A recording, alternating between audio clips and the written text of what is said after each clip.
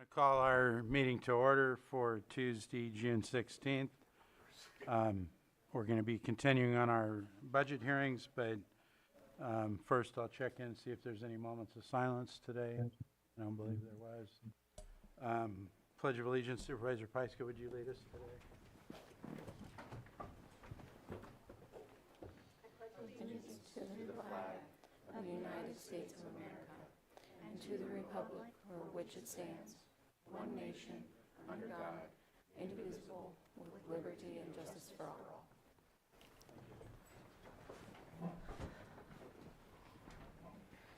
We'll move on to our timed items. The first is 4.1, our 9 a.m. item for public input. This is for public input for anything that's not on the agenda today, which is more budget hearings. So I'll open it up to the room. Do we have anybody here that wishes to make public comment this morning? Come forward, state your name, ma'am, and you'll have 3 minutes. I was running a little late, so I'm a bit out of breath. My name is Sarah Long, and I live in Upper Lake. I'm here because I live in Meadow Point Community Park, which is owned by Harmony Communities. I know a lot of you know that in December they raised our rent by $350. In their own words, an effort to get around proposed rent control laws that were pending. They do give us the $350 statement credit, but it can be taken away at any moment. It's very scary to have that looming over our heads. They also further raised our rent another $45 3 months after that. They raised our rent 3 times in a 12-month period. Even with the statement credit, my rent is $645, which is very high for a manufactured home park in Lake County. I've been trying to sell my home for months because I really don't want to live there with who owns it now. But they told me that anyone that purchases my home has to pay $735 a month, which is almost $100 more than I pay. But if you buy a home that they own, it's less than I pay now. And the difference is between $150 to $200. There's no incentive to buy any of the tenant-owned homes. I've dropped my price 3 times. I have it listed below fair market value right now. Lots of people are interested. It's a very nice home. It's younger than I am. It's in good condition. Every single interested party has said the rent is too high, and that's the #1 factor. I feel stuck. I feel like I can't sell my home. And my neighbors and I, even the neighbors that don't want to move, it's too hard on us, the constant rent increases, the constant changes. A lot of my neighbors are retired. They're on fixed incomes. They simply can't afford this. So anything the board can do to help would be greatly appreciated. Thank you. Miss, what's your name again? Sarah Long. Thank you. Do we have anybody else in the room? Good morning. My name's Tom Flanagan. I live at Sterling Shores. I just wanted to again remind you guys of the pass-through issue, not the pass-through issues, but the transfer issue where a home is sold and then the owner of the park can charge more for that space. So it's an incentive for the owner to get people out, and they do that by raising rent and lowering services. And I just want to I'm saying that over and over again, I just want to make sure that's in the final RSO. Thank you. Thank you.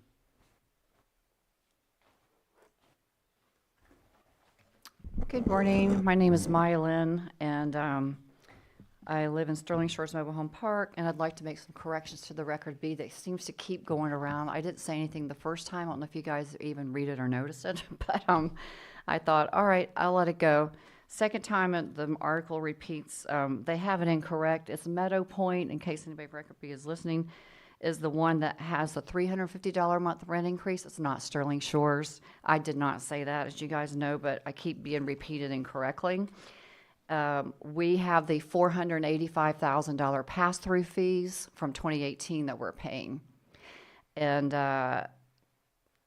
plus the 7%. The rest of it is correct, but they have that incorrect. So, and following up on what Sarah says, as I talk to residents in my park who are older than me, most of them, there are some younger, but they are like, oh, we have, 8 places for sale. We've never had 8 places for sale. And they seem to think that, I don't know, they don't get it. The reason there's 8 places for sale is because they're charging more than what they can now because our rates have gone up so much. And Caritas doesn't care that they're for sale or that they sit there empty because they're going to make their money. They don't care if you're in a nursing home. They don't care if you have lost your memory. They don't care. They're going to get their money. If you sell and you move out to go somewhere else, it's okay with them. They're going to get their money. And if you walk away from your home, they get your home. And they're okay with that because then they can turn around and sell it at a price that works for them because they got it for nothing. And that's what's happening in Meadow Point. That's what's happening all across the country. So they don't care if 8 units sit there. It doesn't bother them a bit in the world. They get their money. And people are letting their places go for like, 50 to 100,000 less than they have to because they can't sell and they can't get out and they can't go live with their family in an ADU unit now. Or that's what they're trying to do, but they can't sell their home, and people are having to lower, as I just said, repeating myself. But Caritas doesn't care. They're going to receive their money. If we don't put a fair stop on this, what's going to happen? Everybody will die off. New people will come in who will go ahead and say, "Oh, well, the rent instead of it being $1,000 a month, it's $1,200." Okay, but we only paid $100,000 for this really nice place. So that kind of balances out. So they're okay with that. It's the people who are there now that are suffering. But once we all die and move on, this will all be over if we don't do something and stop it. Thank you. Thank you. Do we have anyone else in the room who wishes to speak? Not seeing any move online. Do we have anyone? Yes. Hillary Mosier. Go ahead. Hi, I'm Hillary Mosier, the Regional Manager for the Golden State Manufactured Homeowner League, and I'm here this morning coming to you from Humboldt County to urge you to please don't delay enacting your RSO. Your ad hoc committee has been meeting weekly at least for 6 months. That's at least 24 meetings. No. In my 10 years experience with RSOs across the state, that should be more than enough. Usually, if there's a holdup, it's a delay-related legal counsel.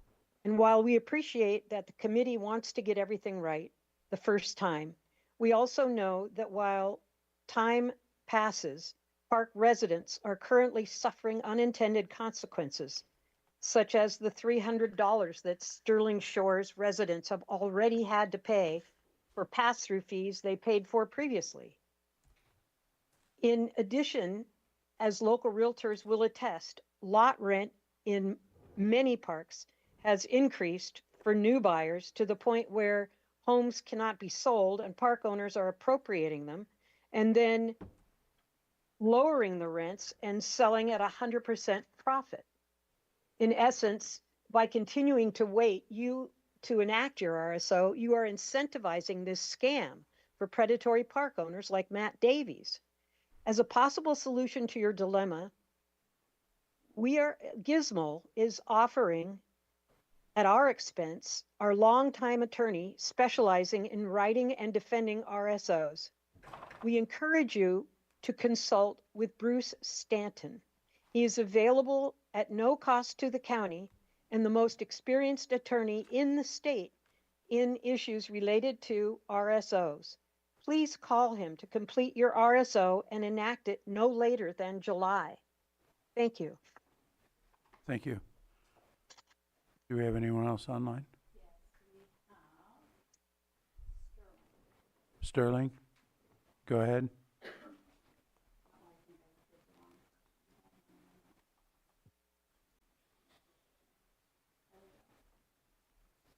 Go ahead, Sterling. Okay, so I have a comment about yesterday's budget, so I don't know if I can talk about it today, but there's not a space for this, so I kind of want to put my public comment in there about the numbers that were shown. So I'm here today because I'm concerned about the long-term financial future of Lake County. According to the county's own 5-year forecast, general fund resources are projected to decline from approximately $103.6 million to approximately $71.9 million by financial year 2030-31. That means the county is projected approximately $31.7 million less than the general fund revenue over the next 5 years. At the same time, the county projects a negative $71.7 million fund balance by financial year 2030-31. if current trends continue.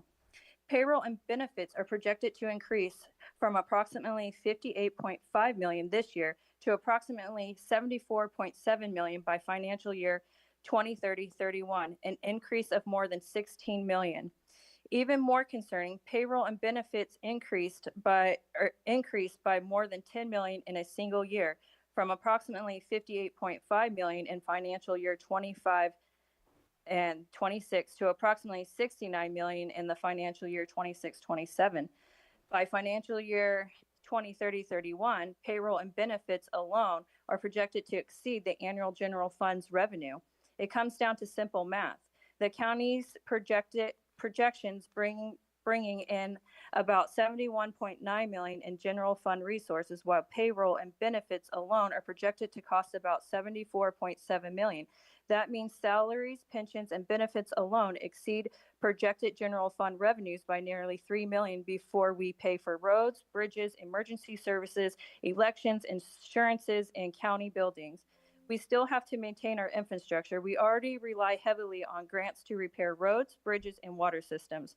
Grants are important, but grants should supplement local funding, not replace it. Lake County household earns about 60 to 70,000 a year. Families are struggling with groceries, fuel, housing, insurance, and utilities. Household incomes are not projected to increase at the same pace as compensation costs. I respect the hard work of county employees, and this is not about employees. It is about financial stability. My question to the board is simple. From a basic business perspective, if business owners project future deficits, they would evaluate spending, hiring, and compensations to avoid those deficits. When compensation agreements and raises were approved, were these long-term financial projections presented to the board? And if they were, why are those decisions made knowing these projection deficits existed? I respectfully request the board consider a temporary freeze on additional executive and management compensation increases until a Thank you, public Sterling. review of the county long-term financial outlook is completed. Thank you. Thank you. Do we have anyone else? We do. We have user one. User one. Well, Pillsbury Family Farms. Leadership is about the example that you set. Every department head, manager, and employee in this county takes their cues from somewhere. They take them from the leadership of this board provides. If accountability is important to you, your departments will value accountability. If transparency is important to you, your departments will value transparency. If responsiveness to the public is important to you, your departments will value the responsiveness. But when delay becomes acceptable, unanswered questions become acceptable, avoiding difficult questions and conversations becomes acceptable, then the culture spreads throughout the county as well. One thing that has always concerned me is how often the public struggles to obtain basic information from its own government. I heard comments made yesterday from the supervisors that if somebody wants information, they can simply ask a supervisor instead of filling out a public records request. Many of the members already send emails and never receive a response. Many citizens ask questions and get redirected from department to department, and many people spend months trying to obtain information that should be readily available in the first place. The solution to transparency should not be knowing the right person.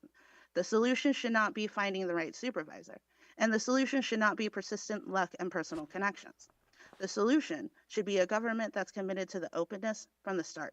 Transparency is not a favor that the government grants to the public. It is an obligation. And the public should not have to fight for information that rightfully belongs to them. And when the trust in the government begins to erode, it is rarely because of one decision.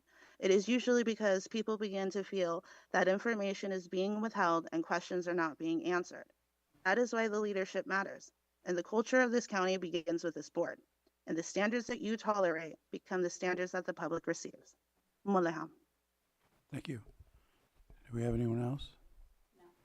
No. I'll close public comment, and we're going to move on to our 4.2, 9 a.m. public hearing, consideration of recommended budget for fiscal year 2026-27 for County of Lake and special districts governed by the Board of Supervisors. And this is day 2 of our budget hearings, and today we're going to start with animal control. So at this point, Ray, I'll turn it over to you. Director, I'm sorry. Morning, Board, and good morning, members of the public. I'm Marie Smith. I'm the Director of Animal Care and Control. I wanted to start out, before we get into the budget, just giving a couple of thanks to a bunch of the county departments that I really feel grateful to. Admin, of course, the Auditor Controller's Office. There's so many who have really helped me as I have onboarded and got my feet wet in all things county related and got to know the department. And in particular, I just want to say thank you to Stephen Carter, who in the interim managed the department prior to my arrival. Animal control is a very emotional department. The work that we do is inherently sensitive to many members of the public. And there's been a learning curve, of course, as I've come on. So there's quite a lot going on. Animal control, generally speaking, is our primary duty is rabies control. We also are responsible for intaking stray dogs, caring for any animals that come in as sick or injured. Last year, our officers did approximately 1,200 calls on a year-end basis. They usually do somewhere around 1,200 to 1,400 calls for service. Last year, actually, as of June 2025 through June 12th of this year, the 4 officers that we have completed 1,648 calls for service. Year over year, the shelter generally takes in between 1,200 and 1,300 animals. We seem to be on pace with that for this year. As of June 12th, we were sitting at 1,215. So I expect that we hit that 1,300 mark by the end of this month. This budget that I manage is 2703 is the general fund budget, and 2711 is the restricted veterinary clinic fund. The budgets were largely prepped by our staff analyst, who is actually no longer with the department. So I appreciate his work getting this together for me for presentation. While we were preparing these, we looked at the historical data over the past several years and how we have projected those expenditures and revenues for this coming fiscal year. And the goal really of that was so that we could cure a solid foundation to build upon for the strategic vision for the shelter. So I'll start by going into the 2703 general fund. What the staff analyst and I tried to best project was our expenditures and revenues for that. I hope to bring a revised contract for the city of Lakeport to you. I spent a significant amount of time over the past couple of months revising that. Has been handed over to Lakeport for consideration. So hopefully I will bring that to you. My assumption is that the revenue generated from that will increase with the next year. I spent a lot of time trying to figure out a new, quote, shop rate for the officers and the time that they spent on the calls. There wasn't a whole big difference in the prices for impound services, boarding fees, just because of the master fee schedule and not having enough time to really come up with a justification in time for budget season to really increase those prices. They'll be minimal for the CPI though. But based on projecting that we do the same kind of services that we have over the past several years, my expectation is that the revenue generated from that will double, if not close to triple. one of the most important things that I tried to establish with the 2703 budget was the allocation for mid-level supervisors. At this current point in time, I have a staff of 20, not including myself. 25% of those are full-time, with the rest being either part-time or extra help. And so it's arguably difficult to manage 20 staff on my own and reasonably be able to mentor and evaluate 20 different staff. So we did meet with the Class and Comp Committee for a reallocation for the kennel coordinator to be bumped up to a shelter supervisor. And with the absence of the staff analyst, one of the goals was to completely eliminate the deputy director position and establish a animal control office supervisor. So having these two mid-level supervisory positions, I feel will stabilize oversight for the kennel portion and for our office portion, and really take that kind of burden off of me to better be able to manage and supervise those. So those were two positions that were allocated within this budget that, hopefully, if this passes, we can move forward with that. One thing that I did include in there is a hope or a want for a volunteer or foster coordinator to complement our adoptions coordinator. It's a position that the department has never had, and a position that I feel would be very beneficial to the shelter for our capacity and the volume of animals that we hold. Being able to transfer those animals out for foster care, or to have volunteers finally at the shelter to be able to care for those animals and take them out with the hopes of keeping them more mentally stable for adoption purposes. One of the things that was included in this budget that I want to mention is the extraordinary requests. There are a number of extraordinary requests that I submitted that are not possible within the current given budget for this year. Many of these things are for capital improvements and for the expansion of livestock areas that really don't exist at the shelter at this time. There's likely to be some revisions to those between the time that the capital or those were submitted compared to the further evaluation that I've done between then and now.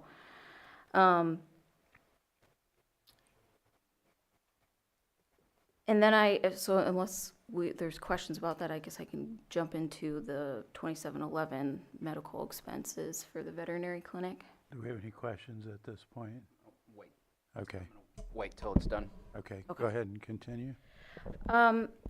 So for the 2711, this is obviously the budget unit for the veterinary clinic. A lot of our expenses for veterinary care come out of here.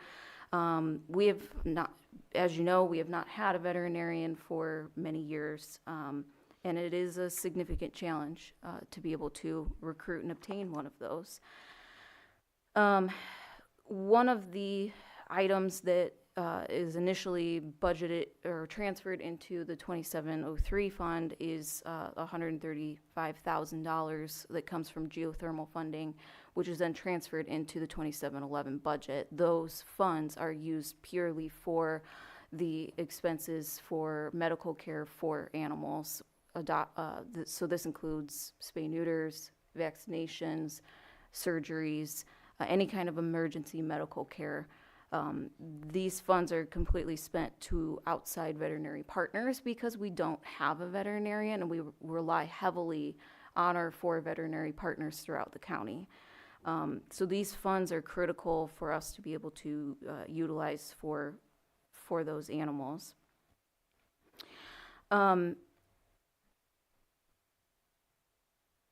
obviously, I mentioned that we don't have a veterinarian, and unfortunately, what I should mention in this budget hearing is a little bit more bad news that's coming down the pipeline. We have been fortunate enough that we have had a veterinary of record with Dr. Cannon from Wasson Vet. And after several discussions with her and her team, after 43 years, she's close to retirement, which means that we are close to losing our vet of record, which is going to come as a large hit to us, not only to not have a vet of record, but she did that out of the goodness of her heart, free of charge. Now, prior to me coming here, we were approached by a different veterinarian, Dr. Bennett, who runs her own business. She serves for the UC Davis and as the head of their shelter medicine program for animal shelters across the state. She came to us with a contract proposal to be our vet of record. And while there are many benefits to it, it's still, the contract does not allow for her to be present at the shelter to perform those surgeries or those diagnostics or treatment of animals. And on top of that, what I would say is that were we to go forward with this contract, it would come at a yearly cost of $104,000. So while it is not a long-term solution, it is doable within the budget on a temporary basis. And one of the items that she would be pitching and supplying to us is to help with the recruitment of a full-time veterinarian in the future. So those that proposed contract has been sent over to County Council for review and conformity into what our standardized contract looks like. So I'm hoping to bring that to you as well for comment and potentially approval for that.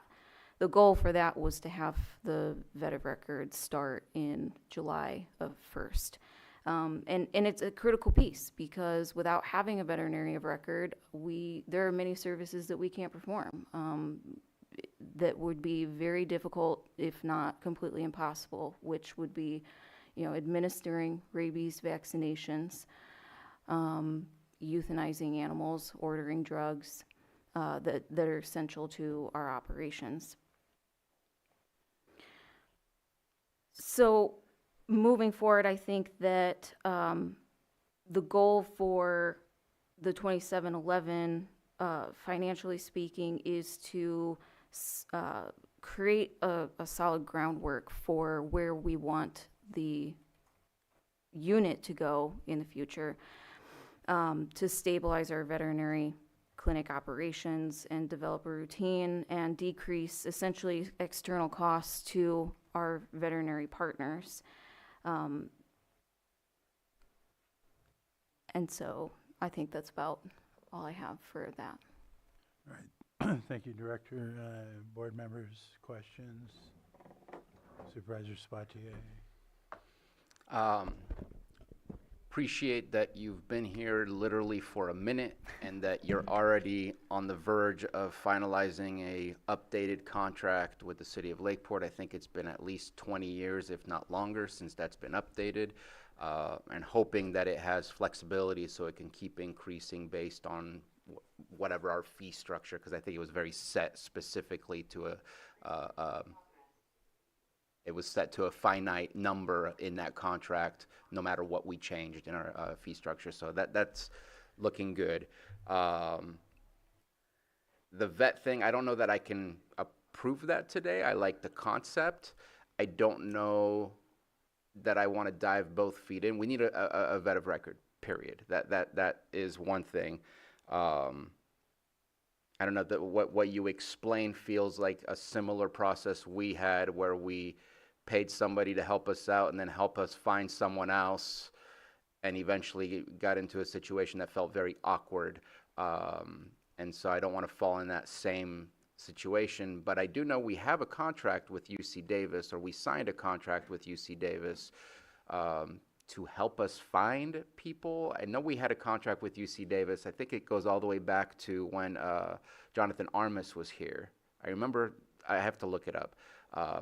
But it was something along the lines of we want to work with getting internships from students. We want to work in getting people to come here and spend their time here. And nothing ever came of it. So I don't know if that died and it's no longer a case. It expired. But working with UC Davis is definitely probably the best chance we have to getting somebody at this moment in time. So I don't know what the answer is to that. I don't know if it's something we need to talk about again on Wednesday and move with it. But it is important that we not be stuck in a situation where we have zero vet of record, because that means we can pick up dogs, but we can't take care of them in the way that we should. So. Go ahead, CAO. If I may, Chair. Yes, the contract regarding the vet of record should just come back at a regular meeting with the full board in attendance to be discussed further. Okay. Supervisor Owen, or go ahead. Just to finish off, so that means it's not an extraordinary request. It's within the margins of the budget that is already being offered, that has gone through the review process. Yes, that is correct. Okay, I heard it as an extraordinary request, so that's why I was saying that. Okay. Supervisor Owen. Yeah, I think the extraordinary request was the pins for the livestock, is that correct? Those were part of Part it. of it. And at this moment, I think we know we're also working on, I think the Lake County Rodeo is wanting to put some pins up too, which would be portable. And that might also, working with them. I know we were supposed to have a meeting and we had to cancel that meeting. So getting you together with them, that might resolve a lot of problems, because they're wanting to do some, have a spot for evacuations up in North Lake County during wildfires and emergencies. So I was excited to get you hooked up with them. I'm hoping that can happen soon. I actually did meet with them Oh, good, last week. good. And as a matter of fact, we did give them some old panels to use Okay, for that purpose. perfect. The extraordinary request that I submitted for concerning livestock is small livestock, goats and sheep. Okay, And the build for, a lot of it comes down to the fencing expense, right. but right. also for fowl. Okay. We don't have an area really for fowl. Okay. We did purchase new coops for them, but we need to be able to properly fence them in. And on top of that, given that a lot of times we impound a large number of fighting cocks, we need to have areas to be able to house those as well. So it's not something that the rodeo would be able to assist Sure. us with. Sure, and the fowl was not something that we had talked about on my tour. The goats and sheep, of course, were. So, yeah, I was aware of that. So, the Dr. Bennett, now as I understood it when I was talking to you before, she is actually employed with UC Davis, correct? Correct. And that there might be something where we can work it out where she'd be part and she'd had somebody else part-time that they could work together. Is that what, am I remembering that correctly? Essentially, what the proposal is for the contract is serving as vet of record. She wouldn't be present at the facility. There is no partner who would be present at the facility Okay. for any of these. A large part of what the goal of this is to establish a solid foundation for the clinic, which includes standard operating procedures that, while there are some, they have been piecemealed over the years from different vets, and I've looked at them myself. I have no idea where they came from, which vet they were, whether they're currently up to date with the most current veterinary standards.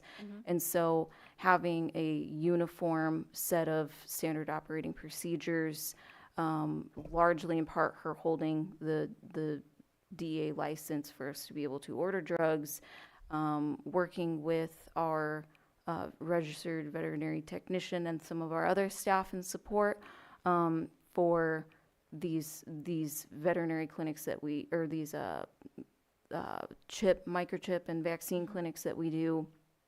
But overall, establishing a more solid foundation for what our clinic is, and then of course the assistance in the recruitment of a veterinarian. Perfect.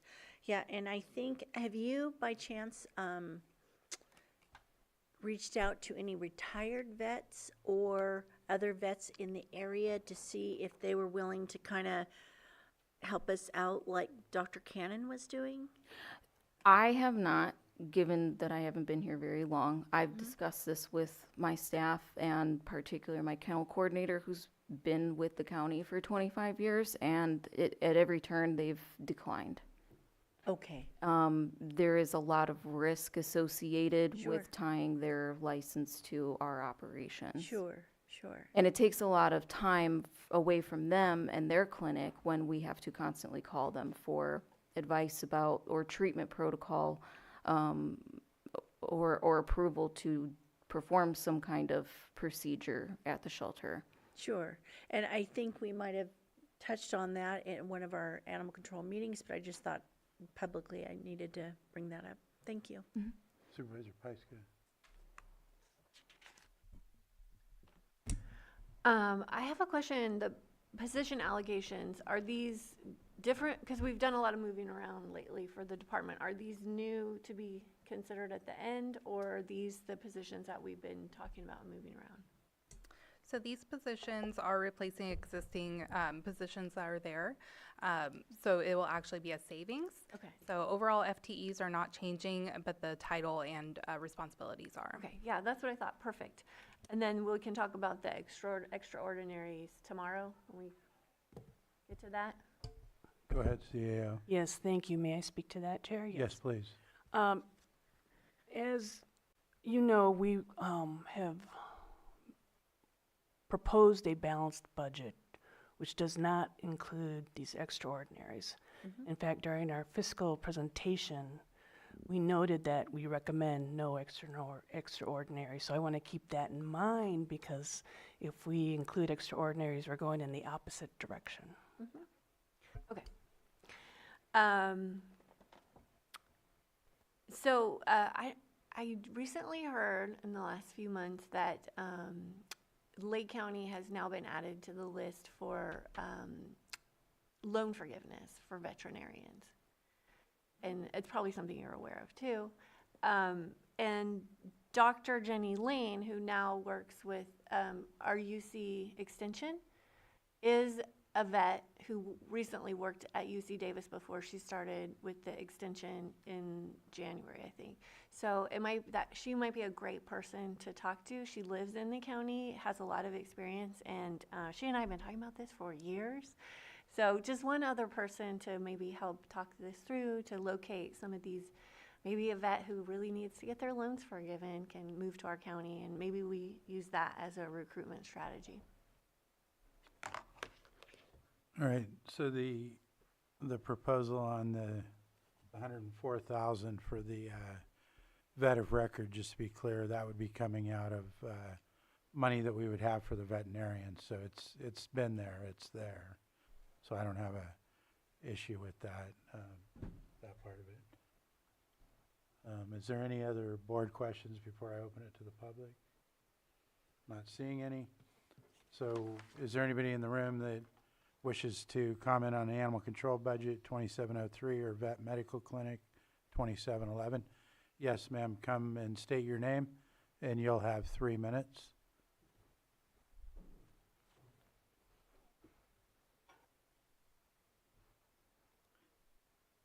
Good morning, Board of Supervisors. My name is Linnea Mullins, and I've been sending you some email correspondence because I've been working on this issue since 2022. And I wanted to make a very warm welcome to Ray. I am so happy and thankful we have a director now. That is progress. And I just feel like the animal issue is very important, and I'm hoping to encourage the supervisors to move it up to the top tier of your list because it has impact all across the county. And so I think it is basically 2022, everything came to a halt when the vet died. And so part of what I see is that, okay, if I was sitting in your seat, I would have been saving any salary savings from the vet position. And then I would have also been looking at, there was a period of time when we didn't have a director. Once again, salary savings should have been ideally set aside because this problem didn't go away. Matter of fact, it got worse. Every day that we do nothing, those animals are out there multiplying. And so I feel like we don't even know how many animals are that need to be fixed. But the here we are in 2026. So I think challenges are also opportunities. And so what I would see is, you know, in my past, I worked for the state of California in a variety of positions. So I was quite often brought in to deal with huge problems. I mean, things that were just like tied in knots, and you have to take a big view. And see, I'm almost out of time. UC Davis, yes, I've been wishing for that forever. They could change our lives because that's where all the vets are. And they also have mobile vet clinics. So I think any connection she can make with UC Davis, go for it. And I was hoping maybe the supervisors might want to, some of you go on a field trip with Ray and go visit. There's a process called benchmarking. You don't reinvent the wheel. You look at the most successful organizations, go visit them, take out of that what you can do and start, just start. And the plan can always be revised, but I would really appreciate it if we could make the animals the priority and make our county be a role model instead of the current black eye that we get from Clear Lake, that no one really knows that we're not Clear Lake. Thank you. Thank you. Do we have anyone else in the room?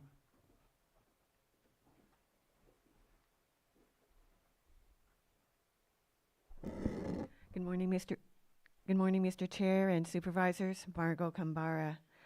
I have a couple of comments and a suggestion. First is it seems problematic not having a vet of record on site. I know it's probably beyond our control. Secondly, my suggestion is in the contract, if you choose to have UC Davis as part of our solution and accept their offer to help with recruitment, put metrics around that. For instance, quantify it somehow, because it's very vague to say, oh, we'll help you recruit. Well, what does that look like? And what do they have to do to fulfill their end of the bargain in that contract? I know it's, as Supervisor Paiska said or mentioned, that there is an offer there with pursuing loan forgiveness. That is a great strategy to try to use that as a recruitment tool. Another long-term solution may be, again, to grow our own. For the county to offer scholarship program to get one of our local residents through vet school and have an employment contract or obligation to get that scholarship, you have to serve the county for so many years as a vet. And if you don't, then that means repaying the county for your veterinary educational fees, etc. It's a tough situation, I know, and it's a lot, it's challenging, especially when we don't have the funds. Thank you. Thank you. Do we have anyone else in the room? Not seeing any, we'll go online. Anyone? I'll close public comment and bring it back to the board for anything final. Do you have? Am I correct in believing that in September, when we do our final budget, you anticipate to show the increase in the contract situation with Lakeport if that is finalized, or that's not part of the plan? That's part of the plan. And so at that point, you'll be able to rearrange some of your appropriations, which may or may not provide for the extraordinary at that point in time? It 'Cause potentially. you said doubled or tripled, so that's why I'm going from that. I'm waiting on them to come back with their revisions. And I like what was discussed. I'd be in full support if there was a potential for a public-private partnership or a public nonprofit partnership in figuring out in the interim what that could be. But I have high hopes for that contract, and I look forward to seeing the change in September. So thank you for working on that. Yeah. I just would note that even though the potential for double to triple the funds received from that contract and the services we provide, to put that in perspective, on average per month, what we are earning in revenue from them is somewhere between $300 and $400. So while I think there's high hopes, I don't know if it would really make a huge change with some of these other expenses. But it needs to change. So. Yes. Anything further from the board or ready for action? Mr. Chair, I move to approve 2703 and 2711 as proposed. Second. I have a motion and a second. All in favor? Aye. Aye. Opposed? Hearing none, that carries 5-0. Thought I heard a click. Was there? No. No, that was me. All right, so that concludes this item. Thank you, Director. Thank you, Ray. And next, we're going to move on to our Social Services Department and numerous budget units. The first one is Administration, 5011, Social Services Special Programs, 5012, General Welfare, 5121, Wraparound Services, 5125, Housing Administration, 5164, Housing Home Program Income, 5165, Senior Citizen Programs, 5168, General Relief, 5281, and IHSS Public Authority, 5282. And I'll turn it over to Director Delman Parsons. Thank you. Good morning, Board. Rachel Dillman Parsons, Social Services Director. I have our fiscal team here with us today. We have Kelly Page, our Deputy Director. Online, we also have Carrie Holt and Nicole Streif, available to answer any questions after our comments. Kelly will deliver our comments, after which I will have a few brief remarks for you also. Good morning. First, as I typically do, I want to thank our DSS accounting team. It's a large budget, and our team is amazing. They never cease to amaze me anyway. I also want to thank the admin office for all the assistance we received in putting the information together. Like Rachel mentioned, we do have Nicole and Carrie on standby in the Zoom in case we did not prepare for any questions you may have. I'll start with a brief overview of our budget units and what they do. First is 5011, Social Services Administration. This is the administrative budget for DSS. It provides our staffing, services, and supplies necessary to carry out our departmental functions. In addition to administrative expenses, the budget also includes certain program expenses such as CalFresh, Medi-Cal, CalWorks, Welfare to Work, Supportive Services and Childcare, Adult Protective Services, Public Guardian, Public Administrator, and Direct Child Welfare Services. This budget also includes IHSS Public Authority contract costs. The next budget, 5012, is our Special Programs budget. This budget unit is comprised of staff assigned to the Public Authority and to the Area Agency on Aging. Next up, Budget Unit 5121, General Welfare. This budget unit provides assistance payments to families through the CalWorks program. It funds direct payments to resource families and residential facilities for children who are removed from their homes. The budget unit also funds the county share of payroll costs for IHSS providers who assist older adults and those with disabilities so they can remain safely in their home. The next budget unit is 5125. This budget is wraparound services. This is the budget unit where we would deposit CWS wraparound reinvestment funds. These funds are used to cover specific CWS services as determined by the DSS director. Next up, 5164, Housing Administration.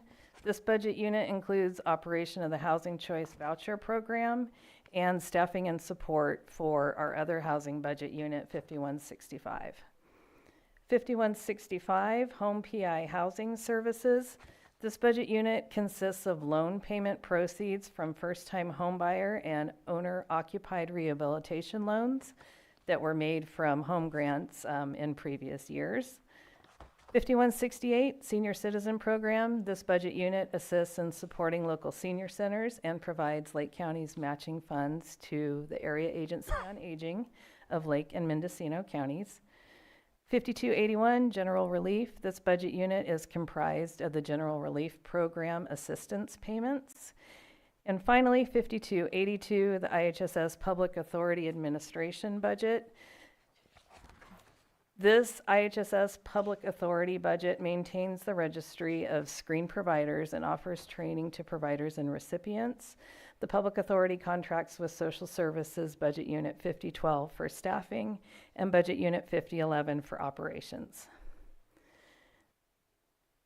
A few of the comments on our budget units. The DSS budget is primarily comprised of state and federal dollars. Total recommended budget amount across all budget units is about $74.8 million for this upcoming fiscal year. The bulk of our budget is derived from funding generated through continuous time study to state and federal funding sources. Every single employee at DSS is required to assign their time to an appropriate time study code in order to draw down the associated task-specific funding. Our position changes for this fiscal year. We did not add any positions this year. We actually were able to remove 5. We also requested to change 1 social services aide position to a social worker position in our adult services division. And this is to better assist and serve clients and to help prevent IHSS penalties from the state that may be levied against us due to late assessments. The capital asset requests, I know there was mention of the $200,000 for financial management software. That one's been on our radar for a few years. We were planning to purchase new financial management software, and then County IT let us know that Workday was on the horizon, so we've paused on that. We've left this amount in the budget just in case we need to build something specific to DSS to enable our finances to speak to Workday. We do have a rather antiquated system now, as our auditor is finding out. And we just want to be prepared in case we need to help make this thing work. So that $200,000 is there for that purpose. It is not a separate financial system. We also have $20,000 for a lobby kiosk at the main Anderson Ranch building. This one was also in last year's budget, but the procurement process is somewhat slow dealing with the state, and we do anticipate this will be completed this fiscal year. And just a summary of our 26-27 recommended budget. Our requests represent a responsible planning tool to maintain mandated services, support vulnerable populations, and ensure compliance with state and federal requirements. Increases across the budget units are driven primarily by personnel and benefit costs, supportive services for clients, and countywide cost allocation changes. The department will continue to prioritize fiscal stewardship while sustaining essential services for children, families, seniors, and those adults in need.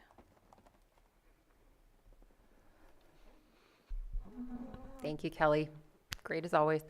I just wanted to address the recommendation for a hiring freeze. In general, we don't have any objection to that, provided there is the same process that normally is in place with the hiring freeze to request exceptions due to extraordinary circumstances of the CAO to allow hiring. As Kelly mentioned, our funding is contingent on having staff in our positions to pull down those funds. Our funds are pulled by time study, and by not filling our vacancies, we end up with less funding to operate our programs. And there is the potential of very real fiscal sanctions from the state and federal government. So we really need to be all hands on deck, especially with the implementation of HR1. The workloads are going to close to double, and we don't anticipate the caseloads shrinking as much as our workload will increase. Thank you. Thank you. Do we have questions from supervisors at this point? I have a question. Yeah, go ahead, Supervisor Pike. I'm trying to remember the specifics, and I know I had asked Stephen and Casey, but I didn't ask you. A few years ago, we allocated a general fund position for housing, and with different changes that we've been making, is there the chance that that program or that position will be absorbed into one of the housing programs and out of general fund, or what's the outlook for that one? Yeah, the position actually is currently vacant, and so those funds will be going back to general fund. I don't have plans on filling that position. I don't have any problem freezing that position. Okay. The staff are already gearing up to cover in the meantime, and they've done it before. Yeah. Okay. Supervisor Owen. Okay, the salaries, you're stating that you need to be fully staffed basically to get the maximum funding. Those salaries, who pays those salaries? Does that come from the county, or are those covered from the state? Nearly all of our positions are federally and state funded. The one position in Section 8, as mentioned, that is vacant and that we will be returning the funds to general fund was previously county funded. 2 of the positions in public guardian, public administrator are funded by general fund. That is a county mandated program. We don't receive any state or federal funding for that. There are more than 2 positions. We use flexible funding to cover the rest of the costs. Okay, and then I noticed that the biggest increases are on budget numbers 5334 and 5335, and that is state admin program, AFDC FG-U, and that one went up about over tripled. So it went from 932,000 to 3,030,000, as well as the 5335 went up from less than $500,000 to over $1 million. So is there an explanation on those? Is that because we're getting less from the state, or what's the? Kelly will address it. So in our budget previously, we had a program, HSP, Housing Support Program, and our allocation was in a different account. We have put that allocation into this account where it is more appropriate to be seated. That's why that funding is so much higher. And we also had to put some of our CalWorks single allocation into that account. So we shifted from one account to that one. That's the explanation for that one. The other one, this one was a little tricky this year. Based on what we knew as far as the state budget at the time we compiled the information, the outlook for child welfare was that the workload changes and the increased caseload projections were going to result in an increased allocation for that program. And this budget does reflect that. If at final budget this doesn't turn out to be true, we will definitely adjust the revenue appropriately, but when we compiled, that was our best projection based on the information we had. Thank you. Supervisor Sabatier. Yeah, I appreciate the budgets. I don't have any specific issues or concerns. It's just, I guess, a general conversation in the sense of the impacts of HR1 and everything else coming down. I see you reducing your staff force while everyone else is claiming to be preparing for more work, and I know you have a large amount of vacancies, and so that would be able to fill in right there. Which actually, from yesterday's comments, is at its ultimate low that I've ever heard of. But I'm not looking to add anything because we all know where it would come from if we added stuff, and I feel like we have enough, and not enough, but we have reserves for critical issues that come up, but I don't see anything changing within your budgets or any request on how to shield ourselves Or again, is it that we're using what shields we've already created and it's just a conversation we've already had? I'm just not hearing the conversation, which I think is highly necessary in a budgetary conversation to have, because the costs, I mean, we did stuff when SNAP was postponed for 2 or 3 months. That was a preparation for a much larger concern that's coming up. And so I'm going to have the same conversation with health services about indigent care. Where is that in the budget? I just want to have that conversation with you because I know because of going to CSAC, I know Vice Chair Pyska and I have been provided all of the material to advocate. You have 2 years worth of reserves potentially for SNAP unless the Farm Bill has changed that. Or the ongoing discussions may have changed that. But I'm still very concerned about some of the most vulnerable populations and what is our plan when we're looking at our budgets and preparing for that. A lot of it hinges on what happens with the state budget. And I did check this morning and they have not finalized.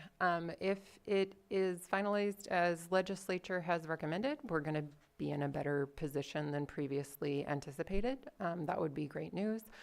For Medi-Cal and CalFresh, what's latest proposed is additional one-time funding with authorization to spend over 3 years. So I wouldn't be looking to increase staffing without consistent funding.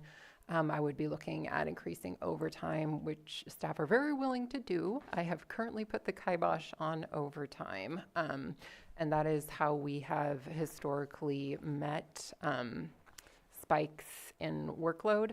But first, I have directed staff to look at filling our vacancies because it is less expensive to pay somebody straight time in a full-time position as opposed to overtime. So that is our strategy around staffing right now. It just kind of hinges on what happens at the state level, but I don't anticipate being able to add additional staff to meet the workload demands. So far as benefit issuance towards the public goes, none of my funding is flexible enough for me to supplement what is being done at the state or federal level. So we are left with advocacy in implementing those changes. I'm engaging in some advocacy around the Farm Bill right now. There is some push to reduce the admin passed on to states, which subsequently creates an admin passed on to counties, and that's looking really hopeful right now.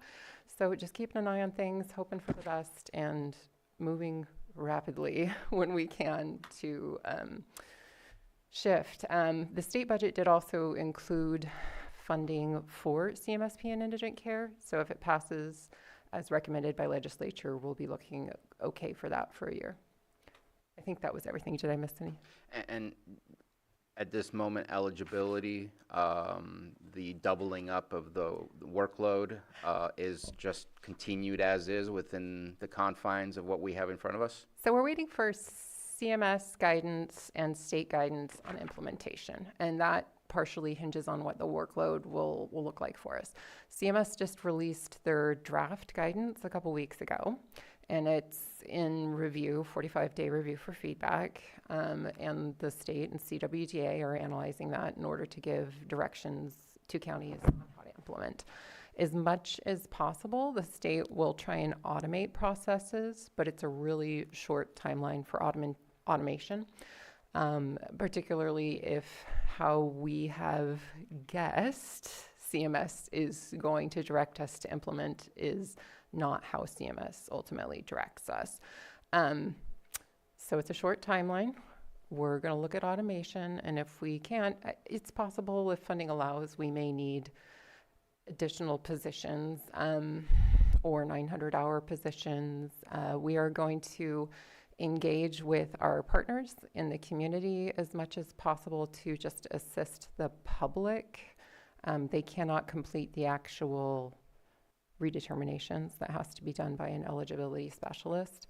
But we will be having a meeting with the local hospitals. I'm going to offer everybody the opportunity to have an application assister login through Benefits Cal. And through Benefits Cal, you can help people file their paperwork, complete their redeterminations. If any of our nonprofits or partners out there want to provide that assistance and helping people remain eligible for Medi-Cal because it's mutually beneficial. We're going to go that route too. We're talking with behavioral health and public health about that too. Supervisor Crandall. I'm good. And then appreciate your support on the hiring freeze. Just, there will be a procedure. I mean, that's what we've talked about, so that's what I anticipate if we approve that, then there'd be a procedure to go through a process for departments. So if we don't have any other comments right now, I'll open it to the public for any of the social services budgets. Do we have anybody in the room? Not seeing any. Do we have anyone online? No. Then I'll close public comment and bring it back to the board. All right, I'll Go ahead. do it. IHSS, governor's trying to propose putting and shifting some of the funding on counties. Yes, in a very terrible way, and the legislature has said reject all three options, and if all three are rejected, we're looking good. If Right. they are not rejected, we're looking in trouble. If they pass on the increased hours, pass on, that is a big ticket item. It's about $700,000 a year that would have to come out of our realignment. So that's the one to push back against is the, it's essentially, they will be doing like a statewide average on IHSS hours authorized, and anything above that, the county will be fully responsible for covering the cost of those hours. And I think it goes without saying that means counties will be much more stringent in what hours they are able to approve. So it's just overall a bad thing for the community, for counties. The legislature did reject that, so Right. I'm hoping that will be rejected in the governor's final budget. Good.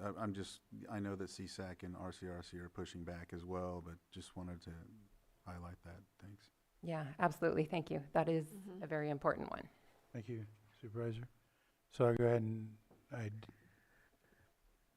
already called public comment, and there was no one in the room, no one online, so bring it back to the board for action.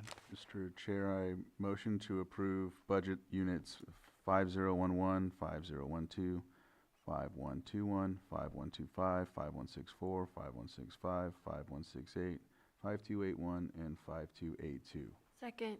I have a motion and a second. All in favor? Aye. Aye. Opposed? Hearing none, that carries 5-0. Thank you, board. Thank you. And before break, if good, I'm going to handle one more. Yeah. Register of voters. What's that? Register of Yeah. voters. So I'm going to call Registrar of Voters for the next one. And this will be for their budget, Unit 1451. And we'll have our Registrar, Maria Valdez, here to present.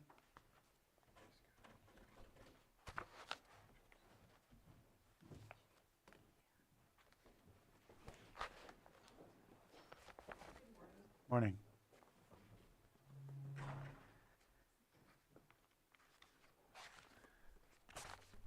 Good morning. Maria Valadez, Registrar of Voters. Thank you for having me here today and accommodating my schedule. I appreciate it. Thank you, Casey and Stephen. Budget 1451, there's no changes from what was submitted.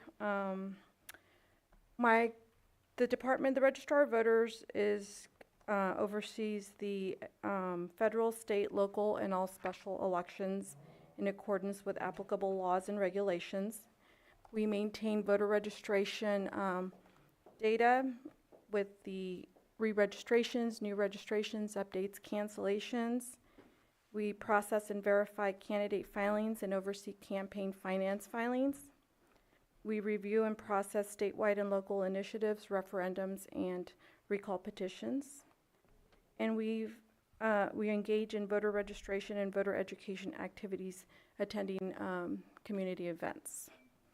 We are a general funded department, so there is no outside sources to offset any of the costs, other than if there's any districts that consolidate with the election and then reimburse for their portion of the cost of the election.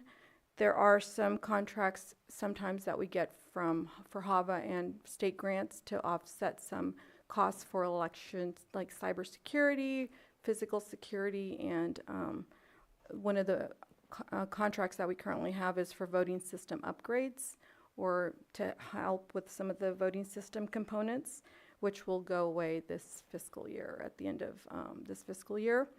I do want to say that we did purchase 10 poll pads. With some of that money we'll be utilizing to help with the rosters at the polling places. So instead of having a paper roster at some locations, we'll have an e-roster, which will reduce the calls into the office, because they'll be able to verify that a voter is registered at that location and won't have to call in, and hopefully reduce the incoming calls on election day that we sometimes have a difficulty trying to answer. We only have, so many staff and answering those calls. So that'll be very helpful to us.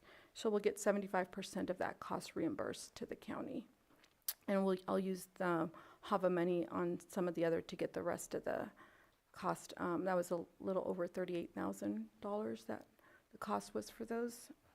So let's see. The expenditures for the upcoming fiscal year, mostly are composed of salaries and benefits and the election operations, which includes the ballots, the sample ballot booklets, and polling place, the contract for hiring poll workers. So, and then we do our election management system and the voting system annual license and software that we have to maintain for what we have, as well as our remote accessible system that we're required to provide. Let's see. The plan for this upcoming fiscal year, we have one election scheduled for this upcoming fiscal year, which is the November 26th general election. Candidate filing will begin shortly after we certify this June election, and that begins 113 days. I know the numbers, but I can't think of the date right off the top of my head, sorry. We'll be recruiting more poll workers and to help with that time period. Let's see, what else do I have? Sorry. This election, we actually attended a couple of outreach events during election, which was a little hard, but we went ahead and did that because I think it was useful to the public to see us out there during election cycle, so they could ask questions if they had any. Most of them were school events, but the kids were very receptive to that, and we handed out poll worker flyers, and hopefully they can come back and help in November. I'd like to thank Supervisor Rasmussen for the intern position. We'll be filling it here shortly. It was during the election time, so we weren't able to fill that just quite yet, but we're working on that, and we'll be hiring the young girl that will be helping us at least through August. We did hire another intern in the meantime to help, because she was able to get on board a little bit sooner. So I think that concludes my part of the budget, but I would like to take the opportunity to thank staff. We had a big deadline that we had to meet yesterday. After 13 days after the election, we had to count all our vote by mail ballots. So 91% of our voters vote by mail, the ballot that's mailed to them. So that was a big push and a big turnaround. And we had to have extra help come in, like always, to help with that. And it was a big push, but we did it. I know that my staff is wanting a vacation here shortly, but they're just going to have to wait till after the general election, because they'll get a couple of days off here. But I think we'll be able to be off this weekend. So I want to thank them. They really push through all the time, our extra help. We will be losing one of our extra help employees after this election, which I'm hoping I'm still going to be able to replace her position. I understand about the hiring freezes, but without extra help, there's no possible way we could get all that we do done in that short period of time. So I will be reaching out to admin to ask how I can go about that. I mean, I will wait to hire until closer, but not too close, because then it becomes too close and then we don't have time to train them while we're busy working. So I would like to fill that position as soon as we can. So again, thanking my staff. It's really important to know that they work really hard. They put in a lot of hours, and I don't have the hours in front of me, but I want to say between the two staff members that are hourly, they put in almost 200 hours of overtime between May 4th through yesterday's date. So that gave them one Sunday off after election, and just this last Sunday that they were off. And then, you know, not counting us, management, we were there with them too. So thank you to Lourdes also for being there with staff. And Buildings and Grounds does manages our drop boxes. So thank you to them for allowing us for having them set them up and have that for the voters. That was really used this election. I want to say that we had a big return the last couple of days by election. People utilized the drop boxes. I thank you guys for allowing us to have one outside the courthouse. And the libraries and child services, it's a really big hit now, and I think people are starting to utilize that more now, more so, or is equal to the mailing of the ballots. So we did use Woodland, Yuba Community College as a polling place this election, so I think that was a very good move. It was closer for some people, so thank you for that suggestion on finding something closer on that side also. So Supervisor Sabatier, I think we discussed that. So I don't have anything else to say other than I think our department works really hard, staff members work really hard, and the poll workers, without them, we wouldn't have the polling places. So thank you to all of those volunteers that come in and work that very long day. So thank you. Thank you.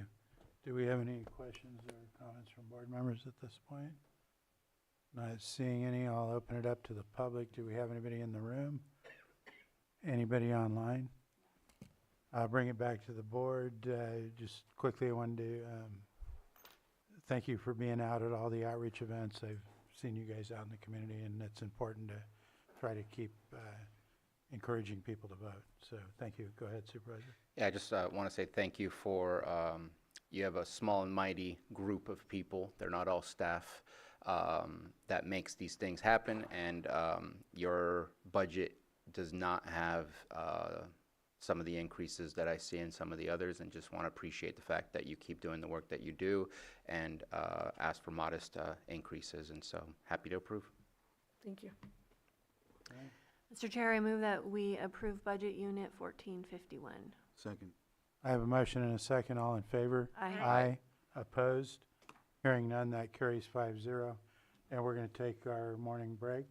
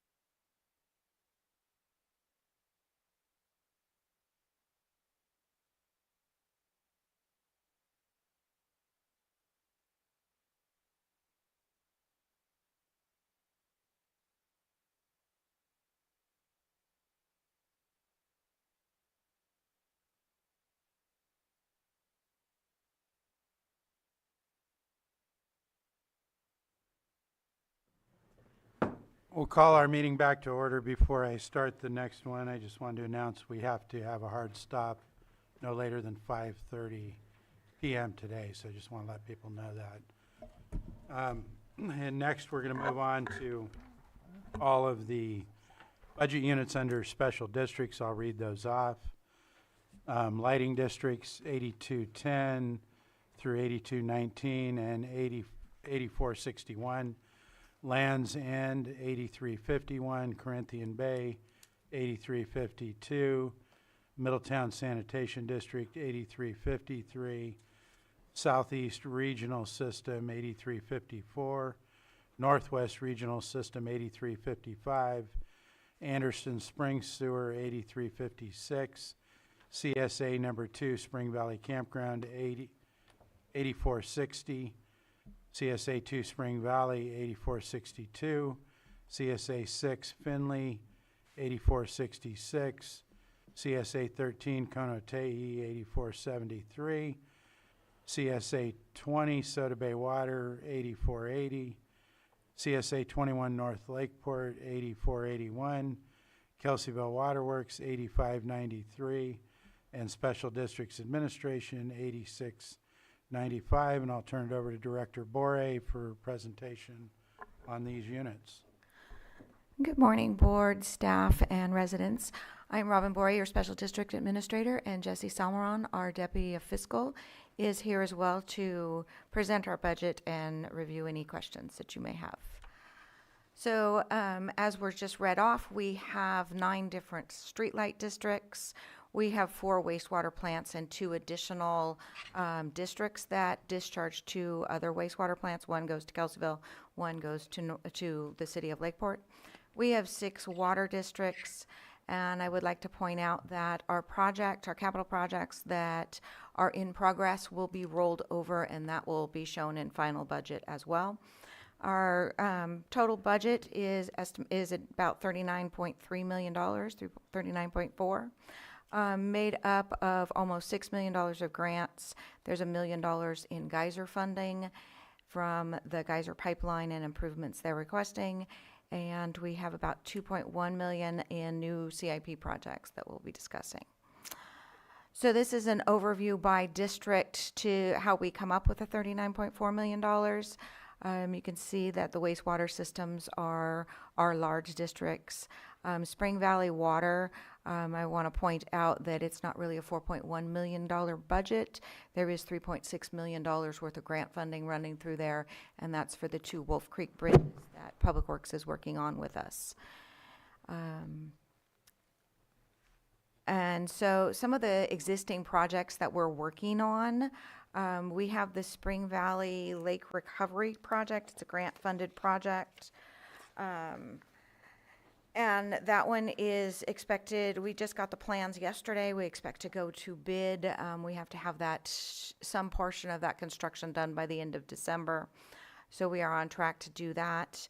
The INI reduction project is going to also be completed by December, with some, part of that is the Live Oak Water Project that is under construction right now in Kelseyville.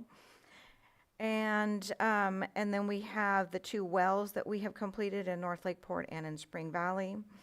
We're working very diligently on the Spring Valley Water Distribution System grant. So right now we're in the feasibility design study right now. We are closing that out by the end of June. And then we'll move into the construction phase. So we'll see, that's an outstanding grant that we're working on with the State Water Resource Control Board. And hopefully with the hopes of replacing all of the distribution lines and installing pressure zones and another tank, and then fixing the roads if we cut them up. We are working on the Power Resiliency Project. We have 11 generators that were funded through that. Due to tariffs and a bunch of other things, it took a very long time for those generators to arrive. They have all arrived and are on site. We've been working with air quality to get the construction permits, and they are all eligible to operate. So we're working through those as they're installing those. And go to various areas, some water, some wastewater, and some wells in Kelseyville. The Full Circle Affluent Pipeline Project, we expect to have the final draft of that by December. Staff did receive comments and sent comments back.